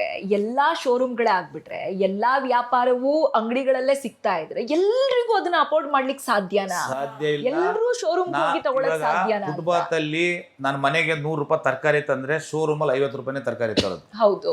ಎಫೆಕ್ಟ್ ಏನಾಗುತ್ತೆ ಅಂದ್ರೆ ರೈತರಿಗೆ ಎಫೆಕ್ಟ್ ಆಗುತ್ತೆ. ಅಲ್ಲ, ಶೋರೂಮ್ ಅಲ್ಲಿ 50 ರೂಪಾಯಿಗೂ ಸಿಗಲ್ಲ ಸರ್. ಅಲ್ಲಲ್ಲ, ಉದಾಹರಣೆ ನಾನು ಕೊಡ್ತಾ ಇರೋದು. ಫುಟ್ಪಾತ್ ಅಲ್ಲಿ ನಾವು ಕಮ್ಮಿ ದರ ಕೊಡ್ತೀವಿ, ನಾನು 100 ರೂಪಾಯಿ ನಾನು ತಂದ್ಬಿಡ್ತೀನಿ. ಇಲ್ಲಿ 100 ರೂಪಾಯಿ ತರಕಾರಿ ತಗೊಳ್ಳೋದು 50 ರೂಪಾಯಿ ತಗೋತೀವಿ. ಅಲ್ಲಿ ಏನಾಗುತ್ತೆ, ಅವ್ರಿಗೆ ಎಫೆಕ್ಟ್ ಆಗುತ್ತೆ, ರೈತರಿಗೆಲ್ಲ ಕಷ್ಟ ಆಗುತ್ತೆ. ಇದು ಏನಾಗಿದೆ ಅಂದ್ರೆ ಇವೆಲ್ಲ ಕೂಲಕುಷಿತವಾಗಿ ಹ್ಯಾಕ್ಟ್ ಮಾಡಿದಾರೆ ಮೇಡಮ್. ಬಟ್ ನನಗೆ ನಾನು ಹೇಳಕ್ ಇಷ್ಟಪಡ್ತೀನಿ, ಇನ್ನು ಮುಂದಾರ ಫಸ್ಟ್ ನಾನು ಇಷ್ಟು ಇದ್ರ ಬಗ್ಗೆ 2013ರಿಂದ ನಾನು ಈ ಹಿಸ್ಟ್ರಿಯನ್ನ ಪ್ರಾರಂಭ ಮಾಡಿದ್ದೀನಿ. 2016-17 ಸ್ಕೀಮನ್ನ, ಸ್ಟ್ರೀಟ್ ವೆಂಡರ್ ಸ್ಕೀಮನ್ನು ಯಾವ ರೀತಿ ಇಂಪ್ಲಿಮೆಂಟ್ ಮಾಡಬೇಕು ಅಂತ ನಾನು ತಿಳಿಸಿದ್ದೀನಿ. ಆದರೆ ಎಲ್ಲೋ ಅಧಿಕಾರಿಗಳು ಇದನ್ನ ದಿಕ್ಕು ತಪ್ಪೋ ಕೆಲಸ ಮಾಡ್ತಾ ಇದ್ದಾರೆ. ಸರ್ಕಾರಕ್ಕೆ ಒಂದು ಕಪ್ಪು ಚುಕ್ಕಿ ಬರುವಂತ ಕೆಲಸ ಮಾಡ್ತಾ ಇದ್ದಾರೆ. ಇದನ್ನ ಬಿಟ್ಟು ನಮ್ಮಂತರ ಕರಿಬೇಕು, ಆಫೀಸರ್ ಬನ್ನಿ ರಂಗಸ್ವಾಮಿ ಏನಿದೆ, ಸಂಘ ಸಂಸ್ಥೆಗಳೇ ಗೈಡ್ಲೈನ್ಸ್ ತಗೋಬೇಕು, ಏಕೈಕ ನಿರ್ಧಾರ ತಗೊಳ್ಳೋದಲ್ಲ. ಇವಾಗ ಏನಾಗುತ್ತೆ ಅಂದ್ರೆ ಗೈಡ್ಲೈನ್ಸ್ ತಗೋಬೇಕು, ಹ್ಯಾಕ್ಟ್ ಬಗ್ಗೆ ತಿಳುವಳಿಕೆ ಹೇಳಬೇಕು, ಒಂದು ಮೀಟಿಂಗ್ ಕರಿಬೇಕು. ಅಂದ್ರೆ ನೀವ್ ಹೇಳೋ ಪ್ರಕಾರ BBMP ಇವ್ರ ಕಡೆಯಿಂದ ನಮ್ ಕಡೆಯಿಂದನೂ ಹೋದಾಗ ಪಾಸಿಟಿವ್ ಕ್ರಿಯೇಟ್ ಆಗುತ್ತೆ ಮೇಡಮ್. ಅದು ನಾನು ಹೇಳೋದು, ಈಗ ಆಕ್ಟ್ ಅಂಡರ್ ಅಲ್ಲಿ 4/6 ಇದೆ. ಎಷ್ಟು ಬೆಂಗಳೂರಲ್ಲಿ ಮಾರ್ಕ್ ಮಾಡಿದ್ದಾರೆ, ಎಷ್ಟು ಜನಕ್ಕೆ ಮಾಡಿದ್ದಾರೆ. ಒಬ್ಬೊಬ್ರು 3-4 ಅಂಗಡಿ, 10-20 ಅಂಗಡಿ ಹಾಕೊಂಡಿರೋರು ಮಾಡೋರು ಅದೇ ಮಾಡ್ತಿದ್ದಾರೆ. ಬೇಡ, ಎಲ್ಲರಿಗೂ ಸ್ವಾವಲಂಬಿಯಾಗಿ ಜೀವನ ಮಾಡೋಕ್ಕೆ ಎಲ್ಲರಿಗೂ ಹಕ್ಕು ಕೊಡಿ. ಒಂದೊಂದೇ ಮಾಡಿ ಒಬ್ಬೊಬ್ರಿಗೆ ಸಾಕು, ಅವ್ರು ಜೀವನ ಮಾಡೋ ಅಷ್ಟು. ಅದು ಅವ್ರ ಲಕ್ ಮೇಲೆ ನಿಂತಿರುತ್ತೆ. ನೀವು ಒಬ್ಬೊಬ್ಬರೇ 20, ನಿಮಗೂ ಗೊತ್ತಿದೆ, ಅದು ಗೊತ್ತಿದೆ, ಯಾಕೆ ಬಿಡ್ತೀರಾ? ಹಾಕಿ, ಎಲ್ಲ ಕಡೆ ಮಾರ್ಕ್ ಹಾಕಿ. ಈಗ ಫುಟ್ಪಾತ್ ಎಲ್ಲಿ ದೊಡ್ಡದಿದೆ, ಒಂದಿಬ್ರು ಹೋಗೋಷ್ಟು ಮಾರ್ಕಿಂಗ್ ಲೈನು ಇವ್ರಿಗೆ ಕೊಡಿ. ಮತ್ತು ವ್ಯಾಪಾರ ಮಾಡೋಕ್ಕೆ ಡಿವೈಡ್ ಮಾಡಿ, ಮತ್ತು ವೆಹಿಕಲ್ ಎಲ್ಲ ಹಾಕ್ಬೇಕು ಡಿವೈಡ್ ಮಾಡಿ, ಎಲ್ಲವೂ ಮಾಡಿ. ಎಲ್ಲವೂ ಪ್ಲ್ಯಾನ್ ಮಾಡಿದ್ರು, ಒಳ್ಳೊಳ್ಳೆ ಇಂಜಿನಿಯರ್ ಇದ್ದಾರೆ, ಮಾಡಿಸಿ. ಎಲ್ಲವೂ ಮಾಡಿದ್ರೆ ಕರೆಕ್ಟ್ ಆಗುತ್ತೆ ಮೇಡಮ್. ಪ್ರಾಬ್ಲಮ್ ಅಂತ ಹೋಗ್ತಾ ಇದ್ರೆ ಪ್ರಾಬ್ಲಮ್ ಬರ್ತಾನೆ ಇರುತ್ತೆ. ಸೊಲ್ಯೂಷನ್ ಕೊಡ್ತಾ ಹೋದ್ರೆ ಅದು ಕ್ಲಿಯರ್ ಆಗ್ತಾ ಹೋಗುತ್ತೆ. ನಿಮ್ ಪ್ರಕಾರ ಸೊಲ್ಯೂಷನ್ಸ್ ಅಧಿಕಾರಿಗಳು ಅವರೇ ಕೊಡ್ಬೇಕು, ಅಂದ್ರೆ ನೀವ್ ಹೇಳೋ ಪ್ರಕಾರ BBMP ಇದ್ದಾಗ ಒಂದು ಕಮಿಷನರ್ ಇದ್ರು, ಆಗ ಚರ್ಚೆ ಆಗ್ತಾ ಇತ್ತು. ಒಂದು ಕಮಿಷನರ್ ಇರೋದ್ರಿಂದ ಗಮನಕ್ಕೆ ಬರ್ತಾ ಇತ್ತು, ಡಿಸ್ಕಸ್ ಮಾಡ್ತಿದ್ರು. ಈಗ 5 ಪಾಲಿಕೆ ಆಗಿ 5 ಕಮಿಷನರ್ ಆದ ನಂತರ ಕೆಲಸಗಿಂತ ಸಮಸ್ಯೆಗಳು ಜಾಸ್ತಿ ಆಗ್ತಾ ಇದೆ ಅಂತ ಹೇಳ್ತಾರೆ. ಯಾವ ಉದ್ದೇಶದಿಂದ ತಂದ್ರು ಅಲ್ಲಲ್ಲ ಒಂದು ಜಿ ತರೋ ಕಾನ್ಸೆಪ್ಟೇ ಒಂದು ಕಮಿಷನರಿಗೆ ಸಮಸ್ಯೆಗಳನ್ನ ಆಲಿಸೋದು ಕಷ್ಟ, 5 ಜನ ಇದ್ದಾಗ ಆಯಾಯ ಪಾಲಿಕೆನ ಆಲಿಸಬಹುದು ಅನ್ನೋ ಕಾರಣ. GBA ಮಾಡೋದು ಒಂದು ಲೆಕ್ಕದಲ್ಲಿ ಅವ್ನಿಗೆ ಒಳ್ಳೇದೇ, ಕೆಲಸ ಕಾರ್ಯಗಳಾಗುತ್ತೆ. ಇದು ಫಾಲೋ ಅಪ್ ಮಾಡ್ಬೇಕು ಯಾರ್ದು? ಆಫೀಸರ್ಸ್. ಆಫೀಸರ್ಸು GBAದಲ್ಲಿ ಒಬ್ಬ ಮೇಲೆ ಕುತ್ಕೊಂಡಾಗ ಲೆಟ್ರ್ ಬರಿಬೇಕು, ನೋಡಪ್ಪ ಸ್ಟ್ರೀಟ್ ವೆಂಡರ್ ಸಮಸ್ಯೆ ಏನಿದೆ, ಅವರು ಪರಿಹಾರಕ್ಕೆ ಕ್ಲೀನಾಗಿ ವ್ಯವಸ್ಥಿತವಾಗಿ ಸ್ಟ್ರೀಟ್ ವೆಂಡರ್ ಆ್ಯಕ್ಟ್ ಇದೆ, ಅದನ್ನು ನೀವು GBA ಆಯುಕ್ತರುಗಳು ಜಂಟಿ ಆಯುಕ್ತರಿಗೆ ಗೈಡ್ಲೈನ್ಸ್ ಕೊಟ್ಟು ಕಮಿಟಿ ಮೀಟಿಂಗ್ ಕರೆದು ಅವರಿಗೆ ನೋಡಿ ಕರೆಕ್ಟಾಗಿ ಮಾಡಿ ಅಂತೇಳಿ ನೋಟಿಸ್ ಕೊಟ್ಟಿದ್ರೆ ಯಾರು ಬೀದಿ ಬದಿ ವ್ಯಾಪಾರಿಗಳು ಒಂದು ಅಪಪ್ರಚಾರವಾಗಿ ಹೇಳ್ತಿದ್ದಿಲ್ಲ. ನಾನು ಇನ್ನೊಂದು ಹೇಳಬೇಕು, ಈ ಹ್ಯಾರಿಸ್ ಅವರ ಕ್ಷೇತ್ರ ಐ ಥಿಂಕ್ ನೀಲಸಂದ್ರ ಅನ್ಸುತ್ತೆ, ನಾನು ಈ ಹಿಂದೆ ಸುದ್ದಿ ಮಾಡಿದ್ದೆ ಅದನ್ನ. ಬೀದಿ ಬದಿ ವ್ಯಾಪಾರಿಗಳನ್ನೇ ಬೆಂಬಲ ಮಾಡೋದಕ್ಕೂ ಆಗಲ್ಲ, ಒಂದಿಷ್ಟು ಅವರ ತಪ್ಪುಗಳನ್ನು ಹೇಳ್ತೀನಿ. ಬಸ್ ಸ್ಟ್ಯಾಂಡ್ ಇದೆ, ರಸ್ತೆ ಒಂದು ಅಂದ್ರೆ ಸರ್ಕಾರದ ತಪ್ಪಿದೆ, ರಸ್ತೆ ಹಲವಾರು ವರ್ಷಗಳಿಂದ ಕಾಮಗಾರಿ ಪ್ರಗತಿಯಲ್ಲೇ ಇದೆ. ಅದೇ ಜಾಗವನ್ನ ಬಸ್ ಸ್ಟ್ಯಾಂಡ್ ಅನ್ನು ಕೂಡ ಬೀದಿ ಬದಿ ವ್ಯಾಪಾರಿಗಳು ವ್ಯಾಪಾರಕ್ಕಾಗಿ ಬಳಸ್ಕೊಳ್ತಾ ಇದ್ದಾರೆ. ಒಳ್ಳೆ ಪಾಯಿಂಟ್ ಕೇಳ. ನೀವು ಅದೇ ನಾನು ನೀಲಸಂದ್ರದಲ್ಲಿ ಇವಾಗ ಸುಮಾರು ತೆರವುಗೊಳಿಸಿದಾಗ ನಾನೇ ಅದಕ್ಕೆ ಫೈಟ್ ಮಾಡ್ದನು. ಪಾಪ ಅಲ್ಲಿ ಏನಾಯ್ತು ಅಂದ್ರೆ, ನಾನು ಆ ಮೋರಿ ಮೇಲೆ ಮೋರಿ ಇದೆ, ಫುಲ್ಲು ದೊಡ್ಡ ಮೋರಿ, ಆ ಕಡೆ ಪಾರ್ಕ್ ಇದೆ, ಅಲ್ಲಿ ಪಾಪ ಅಲ್ಲಿ ಕೊಟ್ಟರು ಹೋಗ್ಸಿದ್ವಾಗ ಅವ್ರು ಬೀದಿ ವ್ಯಾಪಾರಿಗಳು ಬಸ್ ಸ್ಟ್ಯಾಂಡ್ ಇಂದ ಅಲ್ಲಿ ಏನಾಯ್ತು ಅಂದ್ರೆ ದೊಡ್ಡ ದೊಡ್ಡ ಲಾರಿಗಳು ಆಮೇಲೆ ಕಸ ಎಲ್ಲ ಸುರಿದು ಬಿಟ್ರು. ಎಲ್ಲಿ? ನೀಲಸಂದ್ರದಲ್ಲಿ. ನಾನು ಎಷ್ಟೋ ಜನ ಆ ದಿವಸ ವ್ಯಾಪಾರಿಗಳು ನಾನೇ ಹೇಳಿದೆ, ಬೀದಿ ಬದಿ ವ್ಯಾಪಾರಿಗಳಿಗೆ ಒಂದು ಮೋರಿ ಮೇಲೆ ಸಿಮೆಂಟ್ ಕಾಂಕ್ರೀಟ್ ಹಾಕಿ ಎಲ್ಲ ಕ್ಲೀನ್ ಮಾಡಿದ್ರು. ಲಾರಿಗಳು, ಕಾರುಗಳು ಮತ್ತು ಕಸಗಳು ಎಲ್ಲ ಸುರಿದ್ಬಿಟ್ರು. ಅಲ್ಲಿ ಅವತ್ತು ನಾನು ಆಯುಕ್ತರಿಗೆ, ಡಿಪಾರ್ಟ್ಮೆಂಟ್ಗೆ ನಾನು ಎಷ್ಟು ಮನವರಿಕೆ ಮಾಡಿದೆ ಅಂದ್ರೆ, ನೋಡಿ ಸರ್, ಚಿಕ್ಕದು ರೋಡು, ಅಲ್ಲಿ ಯಾವುದೂ ಸಮಸ್ಯೆ ಇಲ್ಲ. ಆಮೇಲೆ ಎಲ್ಲಿ ಖಾಲಿ ಜಾಗ ಇರ್ತದೆ ಗಾಂಜಾ ಹೊಡಿತಾರೆ, ಎಲ್ಲಿ ಸ್ಲಮ್ಗಳು ಅಲ್ಲಿ ಅಲ್ಲಿ ಆ ಭಾಗದಲ್ಲಿ ಎಲ್ಲಿ ಸ್ಲಮ್ ಇರ್ತದೆ ಅಲ್ಲಿ ಗಾಂಜಾ ಹೊಡೆಯೋದು, ಎಣ್ಣೆ ಕುಡಿಯೋದು ಮತ್ತು ಮಹಿಳೆಯರ ಸುರಕ್ಷಿತ ಲಿಂಕ್ ಕಳ್ತನ ಮಾಡೋದು ಜಾಸ್ತಿ ಆಗುತ್ತೆ. ನಾನು ಅವತ್ತು ಹೇಳಿದೆ, ಅಲ್ಲಿ ವ್ಯಾಪಾರಿಗಳಿಗೂ ಎಲ್ಲ ಕ್ಲೀನ್ ಮಾಡಿಸ್ತೆ ನಾನೇ.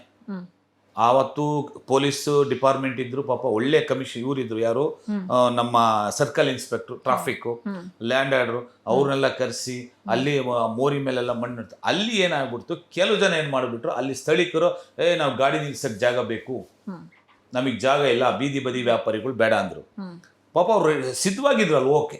ನಾನೇ ಅಲ್ಲಿ ನೀಲಸಂದ್ರ ನಿಲ್ಸ್ಕೊಂಡು ಮನವಿಗಳನ್ನ ಕೊಟ್ಟು ಆಯುಕ್ತರ ಹತ್ರ ಭೇಟಿ ಮಾಡಿ ಎಲ್ಲ ಮಾಡಿದೆ. ಅದು ಇವತ್ತು ಜಾಗ ಚೆನ್ನಾಗಿದೆ, ಶಿಫ್ಟ್ ಮಾಡಿ ಅಲ್ಲಿಗೆ. ಎಷ್ಟೋ ಕುಟುಂಬಗಳು ಟ್ರಾಫಿಕ್ಕೇ ಇರಲ್ಲ ಅಲ್ಲಿ. ಆಮೇಲೆ ಇನ್ನೊಂದು ಏನಪ್ಪಾ ಅಂದ್ರೆ, ಟ್ರಾಫಿಕ್ ಸಮಸ್ಯೆ ಆಗ್ತಾ ಇರೋದು ಏನಪ್ಪಾ ಅಂದ್ರೆ, ಇವಾಗ ಸಿಟಿಲಿ ಒಂದೊಂದು ಮನೆಗೆ 2 ವೆಹಿಕಲ್ 3 ವೆಹಿಕಲ್ ಇದೆ, ಎಲ್ಲ ಫುಲ್ ಸೈಟು ಆಫ್ ಸೈಟ್, ಯಾರು ಗ್ರೌಂಡ್ ಫ್ಲೋರ್ ಯಾರು ಜಾಗ ಬಿಟ್ಟಿಲ್ಲ, ಹಿಂದೆ ಯಾರೋ ಒಬ್ರು ಇಬ್ರು ಬಿಟ್ಟಿರ್ತಾರೆ. ಇವಾಗ ಏನ್ ಮಾಡ್ತಾರೆ ಅಂದ್ರೆ, ಎಲ್ಲ ದೊಡ್ಡ ಗಾಡಿಗಳು ಔಟ್ ಆಫ್ ಇಂದ ಬಂದಿರತಕ್ಕಂಥವ್ರು ಎಲ್ಲ ಕಾರ್ಗಳಿದೆ, ಮತ್ತೊಂದಿದೆ, ಕಾರ್ ಪಾರ್ಕಿಂಗ್ ಇಲ್ದಲ್ಲಿ ರೋಡ್ ನಿಲ್ಲಿಸ್ತಾ ಇದ್ದಾರೆ. ಇವಾಗ ಅವ್ರಿಗೂ ತೆರವುಗೊಳಿಸಲೇಬೇಕಾಗತ್ತೆ. ತೆರವುಗೊಳಿಸಿದಾಗ ಯಾರಿಗೆ ಲಾಸ್ ಆಗುತ್ತೆ ಅಂದ್ರೆ, ಇದನ್ನ ಗೈಡ್ಲೈನ್ಸ್ ಮಾಡ್ತಾರಲ್ಲ ಅವ್ರಿಗೆ ಲಾಸ್ ಆಗುತ್ತೆ. ಪಾಪ ಅವ್ರು ಏನ್ ಮಾಡ್ತಾರೆ, ಯಾರನ್ನ ಬೈಕತ್ತಾರೆ, ಸರ್ಕಾರ ಬೈಕತ್ತಾರೆ. ಅದಕ್ಕೆ ನೀವೇ ಹೇಳಿದ್ರಲ್ಲ, ಪಬ್ಲಿಕ್ಗಳು ವಿಡಿಯೋಗಳನ್ನ ಹಾಕ್ತಾ ಇರ್ತಾರೆ, ಯೋಚನೆ ಮಾಡ್ಬೇಕು. ಪಾರ್ಕಿಂಗ್ ಬಿಟ್ಟಿರಲ್ಲ, ಅವರೇ ರೋಡ್ಗಳಲ್ಲಿ ಪಾರ್ಕಿಂಗ್ ಮಾಡಿರ್ತಾರೆ. ಈಗ ಅಂಗಡಿಯವ್ರು ಹೇಳ್ತಾರೆ, ನಾವು ಬಂಡವಾಳ ಹಾಕಿದೀವಿ ಮೇಡಮ್, ಎಲ್ಲಾರ್ದು ಅವ್ರವ್ರದೇ ಬಿಸ್ನೆಸ್, ಎಲ್ಲರಿಗೂ ಒಂದೊಂದು ಡೆಡ್ ಲೈನ್ ಇದೇ ತರನೇ ಇರಬೇಕು ಅಂತ ಕ್ರಿಯೇಟ್ ಮಾಡಿದಾಗ, ಆ ಮಾಹಿತಿ ತಿಳಿಸಿದಾಗ ಅದು ಫಾಲೋ ಅಪ್ ಮಾಡಬೇಕು. ಈಗ ಅಂಗಡಿಯವ್ರು ಎಲ್ಲಿವರೆಗೆ ಬಂದಿರ್ತಾರೆ, ಫುಟ್ಪಾತ್ ಅವ್ರು ಎಲ್ಲಿವರೆಗೆ ನಿಂತ್ಕೋತಾರೆ, ಮತ್ತೆ ವೆಹಿಕಲ್ ಎಲ್ಲಿವರೆಗೆ ನಿಂತ್ಕೋತಾರೆ. ನಾವು ಗಮನಿಸ್ಬೇಕು, ಇತ್ತೀಚಿನ ದಿನಗಳಲ್ಲಿ ಟೋಯಿಂಗ್ ಸ್ಟಾರ್ಟ್ ಮಾಡಿದ್ದಾರೆ. ಗಾಡಿ ಎಲ್ಲಂದ್ರಲ್ಲಿ ಪಾರ್ಕ್ ಮಾಡಿದ್ರೆ ಟೋಯಿಂಗ್ ಮಾಡ್ಕೊಂಡು ತಗೊಂಡೋಗ್ತಾರೆ, ಇಲ್ಲ ಹಾಕ್ಬಿಟ್ಟು ಹೋಗ್ತಾ ಇರ್ತಾರೆ. ಇಲ್ಲ, ಈ ಕಡೆ ಬೀದಿ ಬದಿ ವ್ಯಾಪಾರ ಮಾಡ್ತೀವಿ ಅಂದ್ರೆ ಇವತ್ತಿನಿಂದ GBAದವರು ತೆರವುಗೊಳಿಸಕ್ ಸ್ಟಾರ್ಟ್ ಮಾಡಿದ್ದಾರೆ. ಬೀದಿಯಲ್ಲೂ ಅಲ್ಲ, ಈ ತರ ಖಾಲಿ ಮಾಡ್ತಾ ಹೋದ್ರೆ ಬೆಂಗಳೂರಲ್ಲಿ ಏನೋ ಟ್ರಾಫಿಕ್ ಸಮಸ್ಯೆ ಕಡಿಮೆ ಆಗುತ್ತಾ? ಆಗಲ್ಲ. ಜನರಿಗೆ ಸಮಸ್ಯೆ ಕಡಿಮೆ ಆಗತ್ತಾ? ಮೆಟ್ರೋ ಮಾಡಿದ ಉದ್ದೇಶ ಏನ್ ಮೇಡಮ್? ಜನಗಳಿಗೆ ಅನುಕೂಲ ಆಗ್ಲಿ ಅಂತ. ಮೆಟ್ರೋ ಮಾಡಿದ್ಮೇಲೆ ಇನ್ನೊಂದು ಸಮಸ್ಯೆ ಏನಾಯ್ತು ಗೊತ್ತಾ, ನೀವು ಮೆಟ್ರೋ ಸ್ಟೇಷನ್ಗಳಲ್ಲಿ ನೋಡಿ, ಅಷ್ಟು ರೋಡ್ಗಳಲ್ಲಿ ಪಾಪ ಮನೆ ವೆಹಿಕಲ್ನ ಈಚೆ ತೆಗಿಯಕ್ಕಾಗಲ್ಲ, ಸಬ್ ರೋಡ್ಗಳಲ್ಲಿ. ಹೌದು ತಾನೆ? ಎಲ್ಲದಕ್ಕೂ ಒಂದೊಂದು ಪ್ಲಾನ್ ಮಾಡ್ಕೊಂಡು ಮಾಡಿದ್ರೆ, ಈಗ ಅದಕ್ಕೆ ಸಮಸ್ಯೆ ಕೇಳಕ್ ಹೋದ್ರೆ ಅದು ಮಾಡಕ್ ಹೋಗಲ್ಲ, ಸಬ್ ರೋಡ್ಗೆ ಹೋಗಿ ಅಂತಾರೆ. ತುಂಬಾ ದೂರಕ್ಕೆ ಹೋಗಲ್ಲ, ಜನಸಂದಣಿಯಿಂದ ಅಲ್ಲಿಂದ ಸಬ್ ರೋಡ್ಗೆ ಹೋದ್ರೆ. ಇವಾಗ ಒಂದು ಉದಾಹರಣೆ ಮೇಡಮ್ ನಾನು ಹೇಳಕ್ ಇಷ್ಟಪಡ್ತೀನಿ. ಎಷ್ಟೇ ಮಾಡಿ ಜನ, ಇವಾಗ ನಾನು ಭೂಮಿ ಮೇಲೆ ಎಷ್ಟು ವರ್ಷ ಬದುಕಿರ್ತೀನಿ, ಇನ್ನೊಂದು 10 ವರ್ಷ ಬದುಕಿರ್ತೀನಿ. ನೆಕ್ಸ್ಟ್ ಇನ್ನೊಬ್ಬ ಬೀದಿ ಒಬ್ರು ಬಂದೇ ಬರ್ತಾನೆ ಅಲ್ಲಿ. ಜೀವನ ನೀವು ಎಷ್ಟೇ ಸಿಟಿ ಮಾಡಲಿ, ದೊಡ್ಡದು ಮಾಡಲಿ, ರಾಜರ ಕಾಲಿಂದ ಹಿಡಿದು ಇವತ್ತಿಗೂ ಬೀದಿ ಬದಿ ವ್ಯಾಪಾರ ಯಾರ ಕೈಲಿ ತಪ್ಸೋಕ್ಕಾಗೋದಿಲ್ಲ. ಒಂದು ನಾನು ಹೇಳಕ್ಕೆ ಇಷ್ಟಪಡ್ತೀನಿ, ಇದನ್ನು ಪ್ಲ್ಯಾನ್ ಇರಬೇಕು. ಅಂಥ ದೊಡ್ಡ ದೊಡ್ಡ ಅಮೇರಿಕಾ, ಜಪಾನ್, ಜರ್ಮನಿ, ಇಸ್ರೇಲ್ ಇದೆಲ್ಲ ಫುಟ್ಪಾತ್ ಬೀದಿ ಬದಿ ವ್ಯಾಪಾರ ಮೇಲೆ ಒಂದು ಸ್ಟಾಲ್ ಥರ ಮಾಡಿ ಕೊಟ್ಟಿದ್ದಾರೆ ಸ್ಟ್ರೀಟ್ ವೆಂಡರ್ ಹಾಕರ್ಸ್ಗೆ. ಅಲ್ಲ, ನಾನು ಹೇಳೋದು ಜಪಾನ್ ಅಮೆರಿಕ ತರ ನಮ್ ದೇಶ ಮಾಡಕ್ ನಾವು ಹೊರಟಿದೀವಿ ಅಂದ್ರೆ ಆಗಲ್ಲ. ಅಲ್ಲಿ ಶೋರೂಮ್ಗಳಲ್ಲಿ ಹೇಗೆ ನಾವು ಐಟಮ್ ಪರ್ಚೇಸ್ ಮಾಡೋದಕ್ಕೆ ಜಾಸ್ತಿ ದುಡ್ಡು ಕೊಡ್ಬೇಕು, ಅಲ್ಲಿ ಅದೇ ರೀತಿ ಸಂಬಳ ಕೂಡ ಜಾಸ್ತಿ ಕೊಡ್ತಾರೆ. ಹೌದು. ಇಲ್ಲಿ ಸರ್ಕಾರ ಸಂಬಳ ಜಾಸ್ತಿ ಮಾಡಕ್ ರೆಡಿ ಇದ್ರೆ ಅಮೆರಿಕ, ಜಪಾನ್ ತರ ನಮ್ಮ ದೇಶನ ಎಕ್ಸ್ಪೆಕ್ಟ್ ಮಾಡ್ಬೋದು. ಹೌದು. ಬೆಂಗಳೂರನ್ನ ನಾವು ಅಮೆರಿಕದ ಒಂದು ಏನೋ ಒಂದು ಯಾವ್ದೋ ಒಂದು ಪ್ಲೇಸ್ ಇದೆ, ಏರಿಯಾ ಇದೆ, ಅದೇ ತರ ನಾವು ಮಾಡ್ಬೋದು. ಮೇಡಮ್, ಇವಾಗ ನಿರುದ್ಯೋಗಿಗಳೇ ಇಲ್ಲ, ಇದು ವ್ಯಾಪಾರಿಗಳು ರೈತರು ನಾಡು, ಕಾರ್ಮಿಕರು ನಾಡು, ಸೈನಿಕರ ನಾಡು. ಇಲ್ಲಿ ರೈತರಿದ್ದರೆ ಕಾರ್ಮಿಕರು, ರೈತರಿಲ್ಲ ಅಂದರೆ ಕಾರ್ಮಿಕರಿಲ್ಲ. ನಾವು ಮಣ್ಣಲ್ಲಿ ಆಗಿದ್ರೆ ನಮ್ಗೆ ಊಟ. ಇವತ್ತು ನಾನು ವೈಟ್ ಪ್ಯಾಂಟ್ ಹಾಕೊಂಬಿಟ್ರದಲ್ಲ, ನನಗೆ ಊಟ ಬೇಕು ಅಂದರೆ ರೈತರು ಬೇಕು, ಕಾರ್ಮಿಕರು ಬೇಕು. ನಾವು ಕಾರ್ಮಿಕರ ಮೇಲೆ ನಾವು ಈ ಥರ ಕೆಣಿಸಿದ್ರೆ ಮಾಡೋಕ್ಕಲ್ಲ. ಇಡೀ ಇಂಡಿಯಾದ ಚೇಂಜಸ್ ಮಾಡೋಕ್ಕಾಗಲ್ಲ. ಔಟ್ ಆಫ್ ಕಂಟ್ರಿ ಮಾಡ್ಕೋಬೋದು, ಇಂಡಿಯಾದಲ್ಲಿ ಏನು ಚೇಂಜಸ್ ಅಲ್ಲ, ಇಂಡಿಯಾದಲ್ಲಿ ಮಾಡ್ಬೋದು, ಮಾಡಬೇಕು ಅಂತಂದ್ರೆ ಇವ್ರು ಅದಕ್ಕೆ ಆದಂತ ಬದಲಿ ಒಂದಿಷ್ಟು ತರಬೇಕು. ನೋಡಿ, ಯಾರೇ ಪ್ರಧಾನಮಂತ್ರಿಗಳು ಬರಲಿ, ಇಂಡಿಯಾ ಚೇಂಜಸ್ ಮಾಡೋಕ್ಕಲ್ಲ. ಇದು ಇಂಡಿಯಾದ ಕಲ್ಚರೇ ಬೇರೆ. ಇದು ನಾವು ಹೇಳ್ಬೋದು ಅಷ್ಟೇ, 100ಕ್ಕೆ 1 ರೂಪಾಯಿ ಮಾಡ್ಬೋದು. ನಾಳೆ ಜನಗಳು ಚೇಂಜಸ್ ಆಗಿಬಿಡ್ತಾರೆ, ಜನಗಳು ಬೇಜಾರಾಗ್ಬಿಡ್ತಾರೆ. ಅದನ್ನು ಇಲ್ಲಿ ತಕ್ಕಂತೆ ನಾವು ಹೊಂದ್ಕೊಂಡು ಹೋಗ್ಬೇಕು ಹೊರತು ನಾವು ಏನೋ ಮಾಡ್ತೀವಿ ಅಂದರೆ ಅಧಿಕಾರಿಗಳು ಅದು ಕನಸಲ್ಲಿ. ನೀವು ಆಗ್ಲೇ ಮಾತಾಡ್ತಾ ಹೇಳಿದ್ರಿ ವೆಂಡರ್ ಝೋನ್ಗಳ ವ್ಯವಸ್ಥೆ ಇಲ್ಲ ಅಂತ. ವಿಜಯನಗರದಲ್ಲಿ ವೆಂಡರ್ ಝೋನ್ ವ್ಯವಸ್ಥೆ ಮಾಡಿದ್ರು, ಆದ್ರೆ ಅಲ್ಲಿ GBAದವ್ರು ಹೇಳ್ತಾರೆ ನಾವು ಮಾಡಿದ್ವಿ ಮೇಡಮ್, ಅಲ್ಲಿ ಜಾಗ ವ್ಯವಸ್ಥೆ ಮಾಡಿದ್ವಿ, ಆದ್ರೆ ವ್ಯಾಪಾರಿಗಳು ಹೋಗಕ್ಕೆ ರೆಡಿ ಇಲ್ವಲ್ಲ, ನಾವೇನ್ ಮಾಡೋಣ ಅಂತಾರೆ. ಪಾಪ ಮಾನ್ಯ ನಮ್ಮ ಸಿದ್ದರಾಮಯ್ಯ ಸಾಹೇಬರು 18 ಕೋಟಿ ರೂಪಾಯಿ ಖರ್ಚು ಮಾಡಿ, ಅದಕ್ಕೆ ನಾನು ಸಾಕ್ಷಿ ಇದ್ದೀನಿ, ಚೆನ್ನಾಗಿ ಮಾಡಿದರು. ಅಂಡರ್ಗ್ರೌಂಡ್ ಮಾಡಿದರು, ಮಾರ್ಕೆಟ್ ಥರ ಮಾಡಿದರು. ಇವ್ರು ಮಾಡಬೇಕಾದ್ರೆ ಪ್ಲ್ಯಾನಿಂಗ್ ಇರಬೇಕು. ಮಾರ್ಕೆಟ್ ಚೆನ್ನಾಗಿದೆ, ಪಾಪ ಅಲ್ಲಿ ಶಾಸಕರು ಒಳ್ಳೆ ರೀತಿಯಲ್ಲಿ ಮಾಡಿದ್ದಾರೆ. ಅಧಿಕಾರಿಗಳು ಎಲ್ಲಿ ಎಫೆಕ್ಟ್ ಮಾಡಿದರು ಅಂದರೆ, ಅವ್ರನ್ನ ಇಲ್ಲಿ ಶಿಫ್ಟ್ ಮಾಡಿ ಮ್ಯಾಗೆಲ್ಲ ನೋ ವೆಂಡಿಂಗ್ ಝೋನ್ ಮಾಡಿ, ಇಲ್ಲಿ ಯಾರು ವ್ಯಾಪಾರ ಮಾಡಬಾರ್ದು, ನೀವೆಲ್ಲ ಶಿಫ್ಟ್ ಆಗಿನ ಆದೇಶ ಮಾಡಿ ಇಲ್ಲಿರ್ತಕ್ಕಂಥ ಬೇರೆ ಕಡೆ ಶಿಫ್ಟ್ ಮಾಡಿ ಅದು ನೋ ವೆಂಡಿಂಗ್ ಝೋನ್ ಮಾಡಿದರೆ ವ್ಯಾಪಾರ ಆಗ್ತಿತ್ತು. ಇವರು ಅದು ಮಾಡಲಿಲ್ಲ. ಇವ್ರ ಅಧಿಕಾರಿಗಳು ಏನು ಮಾಡಿದರು, 18 ಕೋಟಿ ರೂಪಾಯಿ ಬಜೆಟ್ ಹಾಕಿದ್ದೀವಿ, ಟೆಂಡರ್ ಕರೆದು ಬಿಡೋಣ ಅಂದ್ಬಿಟ್ಟು ಟೆಂಡರೇ ಬಿಟ್ಟಿದ್ದಾರೆ. 11 ಲಕ್ಷ, ಎಷ್ಟು 2 ಲಕ್ಷ ರೂಪಾಯಿ 11,000 ಬಾಡಿಗೆ. ಅವಾಗೇನು 11,000 ಕಟ್ಟೋಕ್ಕಾಗೋದಿಲ್ಲ. ಇಲ್ಲಿ ಏನು ಎಫೆಕ್ಟ್ ಆಗ್ತದೆ ಅಂದರೆ, ಯಾವುದೇ ಒಂದು ಮಾಡಬೇಕಾದ್ರೆ ಅಂಬೇಡ್ಕರ್ ಬರ್ತಕ್ಕಂಥ ಸಂವಿಧಾನದಲ್ಲಿ ಕಾನೂನಾತ್ಮಕವಾಗಿ ಎಲ್ಲ ಕೂಲಾಕುಷಿ ಯೋಚನೆ ಮಾಡಿದರೆ ಯಾವ ಮನೆ ವೆಚ್ಚಾಗೋದಿಲ್ಲ. ಪಾಪ ನಾವೊಂದು ಏನೋ ಒಬ್ಬ ಸಚಿವರು, ಶಾಸಕರು, ಯಾವರೇ ಶಾಸಕರಲ್ಲಿ ಸಚಿವರಲ್ಲಿ ಏನೋ ಇಂಪ್ಲಿಮೆಂಟ್ ಮಾಡಬೇಕು ಅಂತ ಬರ್ತಾರೆ. ಆ ಇಂಪ್ಲಿಮೆಂಟ್ ಮಾಡಬೇಕಾದಾಗ ಅಧಿಕಾರಿಗಳು ಗೈಡ್ಲೈನ್ಸ್ ಸರಿಯಾಗಿ ಕೊಡಬೇಕು.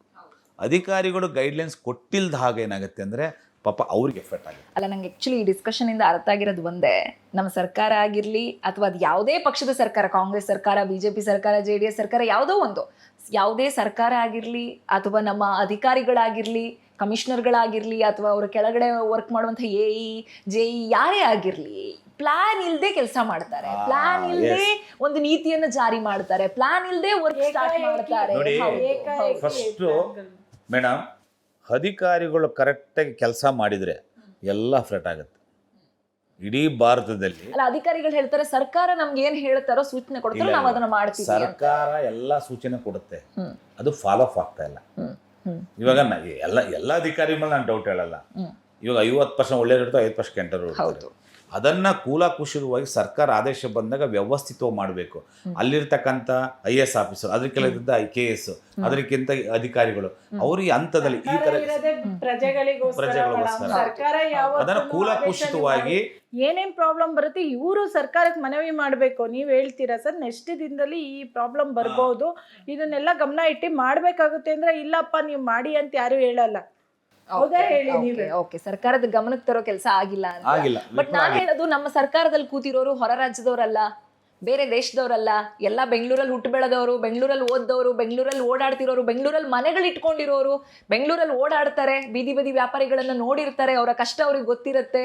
ರಸ್ತೆಯಲ್ಲಿ ಹೋಗುವಾಗ 0 ಟ್ರಾಫಿಕಲ್ಲಿ ಹೋಗ್ತಾರೆ ಅಂತ ಅಂದ್ರೆ 100% ಅವರಿಗೆ ವಾಹನಗಳನ್ನು ನೋಡೋ ಕೆಲಸನೇ ಇಲ್ಲ. ಆ ಕಡೆ ಈ ಕಡೆ ನೋಡಿದ್ರೆ ವ್ಯಾಪಾರಿಗಳೇ ಕಾಣಿಸ್ತಾರಲ್ಲ. ಸರ್ಕಾರದಲ್ಲಿ ಗಮನಕ್ಕಿದ್ದೂ ಕೂಡ ತೆರವುಗೊಳಿಸ್ತಾರೆ ಅಂತಂದ್ರೆ ಅವರು ಒಂದ್ ರೀತಿಯಲ್ಲಿ ಗೊತ್ತಿದ್ದು ಮಾಡ್ತಿರೋ ಕೆಲಸನೇ ಅಲ್ವಾ? ಅದು ಬರೀ ಅಧಿಕಾರಿಗಳ ತಪ್ಪು ಅಂತಾನೂ ಹೇಳಕ್ಕಾಗಲ್ಲ, ಸರ್ಕಾರದ ಮಿಸ್ಟೇಕು ಇದೆಯಲ್ಲ ಅಂತ. ಯಾವುದೇ ಸರ್ಕಾರ ಬರಲಿ ಮೇಡಮ್, ಅದನ್ನು ಕೂಲಂಕುಷವಾಗಿ ಒಬ್ಬ ಸಚಿವರಿಗೆ ನಿರ್ದೇಶನ ನೀಡಬೇಕು. ಹೌದು, ನಿರ್ದೇಶನ ನೀಡಲಿ, ಎಲ್ಲಿ ವಿಫಲ ಆಗ್ತದೆ ಕೂತ್ಕೊಂಡಿರ್ತಾರೆ. ಸರ್ ಈ ಥರ ಆ್ಯಕ್ಟ್ ಇದೆ, ಇವಾಗ ನಾನು ಎಲ್ಲದೂ ನಾನು ರಾಜ್ಯ ಆಳ್ತೀನಿ ಅಂತ ಆಡೋಕ್ಕಾಗೋದಿಲ್ಲ. ಒಂದು ಉಸ್ತುವಾರಿ ಕೊಟ್ಟಾಗ ಒಂದು ಶಾಸಕರು ಇವರಿದೆ IAS ಆಫೀಸರ್, ಅದಕ್ಕೆ ಸಂಬಂಧಪಟ್ಟವರು ಸರ್ ಆ್ಯಕ್ಟ್ ಇದೆ, ಈ ಥರ ಇದೆ, ಹಿಂಗೆ ಮಾಡಿ ಪ್ರಾಬ್ಲಮ್ ಆಗುತ್ತೆ, ಅವ್ರಿಗೆ ಮನವರಿಕೆ ಮಾಡಬೇಕು, ವಿವರಗಳನ್ನು ತಿಳಿಸ್ಬೇಕು. ಯಾವುದೇ ಸರ್ಕಾರ ಬರಲಿ. ಅಲ್ಲ, ಇವಾಗ ಗೊಳಿಸ್ತಾ ಇದ್ದಾರೆ, ಇನ್ನು ಮುಂದೆ 2 ದಿನ 3 ದಿನನೋ ವಾರನೋ ಗೊಳಿಸ್ತಾರಲ್ಲ, ನಾಳೆದಿಂದ ಜನರ ಪರಿಸ್ಥಿತಿ ಏನು? ಬೀದಿ ಬದಿ ವ್ಯಾಪಾರಿಗಳ ಈಗಾಗಲೇ ಸುಮಾರು ಕಡೆ ಕೋರ್ಟ್ಗೆ ಹೋಗಿದೆ, ಕೋರ್ಟಲ್ಲೂ ಸಹಿತ ರಿಟ್ ಆಗಿದೆ ಮೇಡಮ್, ಕೋರ್ಟಲ್ಲೂ ಆದೇಶ ಆಗಿದೆ, ಸುಪ್ರೀಂ ಕೋರ್ಟಲ್ಲೂ ಸಹಿತ ಅದು ರಿಟ್ಟು ನಮ್ಮ ಪರ ಬಂದಿದೆ. ನಾವೇ ಇನ್ನೊಂದು ಸರಿ ಸಚಿವರ ಹತ್ರ ಎಲ್ಲ ಮನವರಿಕೆ ಮಾಡ್ಕೋತೀವಿ, ಮತ್ತು ಆಫೀಸರ್ ಹತ್ರ ಮನವರಿಕೆ ಮಾಡ್ಕೋತೀವಿ, ಲೆಟರ್ಗಳನ್ನ ರೆಡಿ ಮಾಡಿದ್ದೀವಿ, ಕೆಲವು ಕೊಟ್ಟಿದ್ದೀವಿ, ಇನ್ನು ಕೊಡಬೇಕಾಗುತ್ತೆ. ಯಾವ ಕಡೆ ತೊಂದರೆ ಆಗಿರುತ್ತೆ ಅವ್ರಿಗೊಂದು ಪರಿಹಾರ ವ್ಯವಸ್ಥೆ ಮಾಡಿಕೊಡಿ. ಅಲ್ಲಿ vending zone, no vending zone ಅದೆಲ್ಲ ವ್ಯವಸ್ಥೆ ಮಾಡಿಕೊಟ್ಟು ತೆರವುಗೊಳಿಸಿ. ನಮ್ದೇನು ತೆರವುಗೊಳಿಸ್ಬೇಡಿ, ಝೋನ್ ಕ್ರಿಯೇಟ್ ಮಾಡಿಕೊಡಿ. ಎಲ್ಲೆಲ್ಲಿ ನೋಡಿ ಎಲ್ಲ ಒತ್ತುವರಿದಾರಿ ಮಾಡ್ಕೊಂಡಿದ್ದಾರೆ, ಬಿಲ್ಡಿಂಗ್ ಎಲ್ಲ ಜಾಗಗಳು, BBMP ಜಾಗ ಇದ್ದಿದ್ದೆಲ್ಲ ಒತ್ತುವರಿ ಮಾಡ್ಕೊಂಡು ತೆರವುಗೊಳಿಸಿ ಅಂತ ಹೇಳ್ತಾರಲ್ಲ. ಅಂದ್ರೆ ಅದನ್ನ ವ್ಯಾಪಾರಿಗಳನ್ನ ಟಾರ್ಗೆಟ್ ಮಾಡೋದು ಬೇಡ. ಬೀದಿ ವ್ಯಾಪಾರ ಆಗಿರೋದು ಶಟರ್ಗಳನ್ನ ಬೀಳಿಸಿರುವಂತದ್ದು, ಕಟ್ಟಡಗಳನ್ನ ಬೀಳಿಸಿರುವಂತದ್ದು, ಅವರಿಗೆ ಏನ್ ಪರಿಹಾರ ಕೇಳ್ತೀರಾ? ಇವಾಗ ಪರಿಹಾರ ಕೊಡಿಸೋದಕ್ಕೆ ನಾನು ಹೇಳಕ್ಕೆ ಪರಿಹಾರ ಅನ್ನೋದು ಸ್ಟ್ರೀಟ್ ವೆಂಡರ್ ಆಕ್ಟ್ ಏನಿದೆ, ಬೆಳಗ್ಗೆ ಬರಬೇಕು, ಸಂಜೆ ತಗೊಂಡೋಗ್ಬೇಕು, ಗಾಡಿ ಅಲ್ಲಲ್ಲಿ ಕೀ ಹಾಕಬಾರ್ದು. ಅದು ವೆಂಡಿಂಗ್ ಝೋನ್ ಮಾಡಿದ್ರೆ ಮಾತ್ರ ಅಲ್ಲಿ ಪರ್ಮನೆಂಟ್. ನೋ ವೆಂಡಿಂಗ್ ಝೋನ್ ಮಾಡಿ ಸ್ಥಿರ ವ್ಯಾಪಾರಿಗಳಿಗೆ.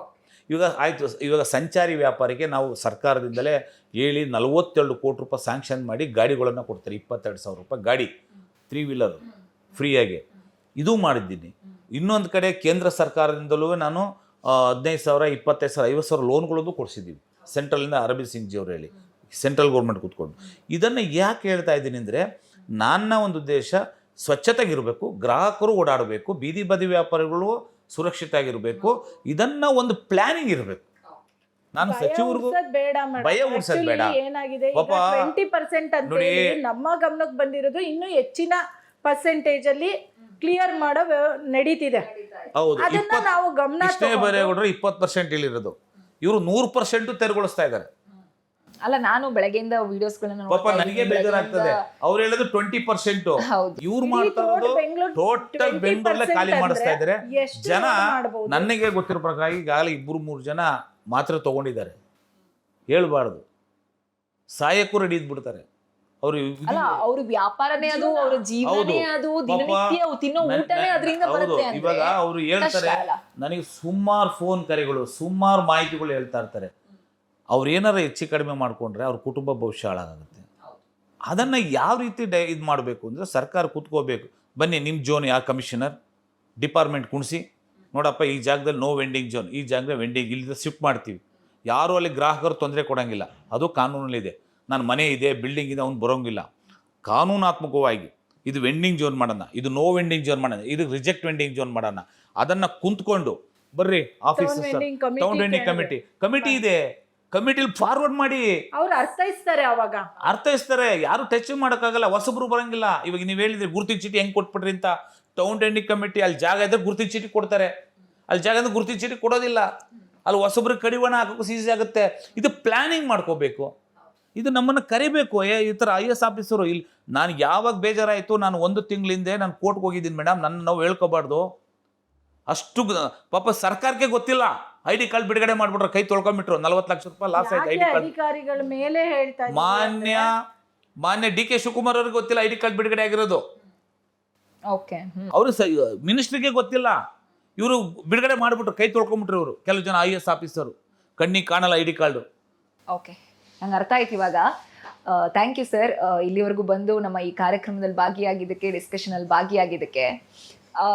ಮುಖ್ಯವಾಗಿ ನಾನು ಸರ್ಕಾರದ ಹತ್ರ, ಅಧಿಕಾರಿಗಳ ಹತ್ರ ಮೊದಲು ರಿಕ್ವೆಸ್ಟ್ ಮಾಡೋದೇನೆಂದರೆ, ಪ್ಲಾನ್ ಮಾಡಿ, ಅದಕ್ಕೆ ಪರ್ಯಾಯ ಒಂದು ವ್ಯವಸ್ಥೆಯನ್ನು ಮಾಡಿ. ತದನಂತರ ಡಿಸಿಷನ್ನ ತಗೊಳ್ಳಿ. ಬಿಡದಿಗೆ ಹೋಗ್ತೀರಾ, ರೈತರು ಬೆಳೀತಾ ಇರ್ತಾರೆ, ಸಾವಿರಾರು ಎಕರೆಗಳು ಹಸಿರಾಗಿರುತ್ತೆ ಭೂಮಿ, ಅಲ್ಲಿ ಹೋಗಿ ಟೌನ್ಶಿಪ್ ನಿರ್ಮಾಣಕ್ಕೆ ವ್ಯವಸ್ಥೆ ಮಾಡ್ತೀರಾ.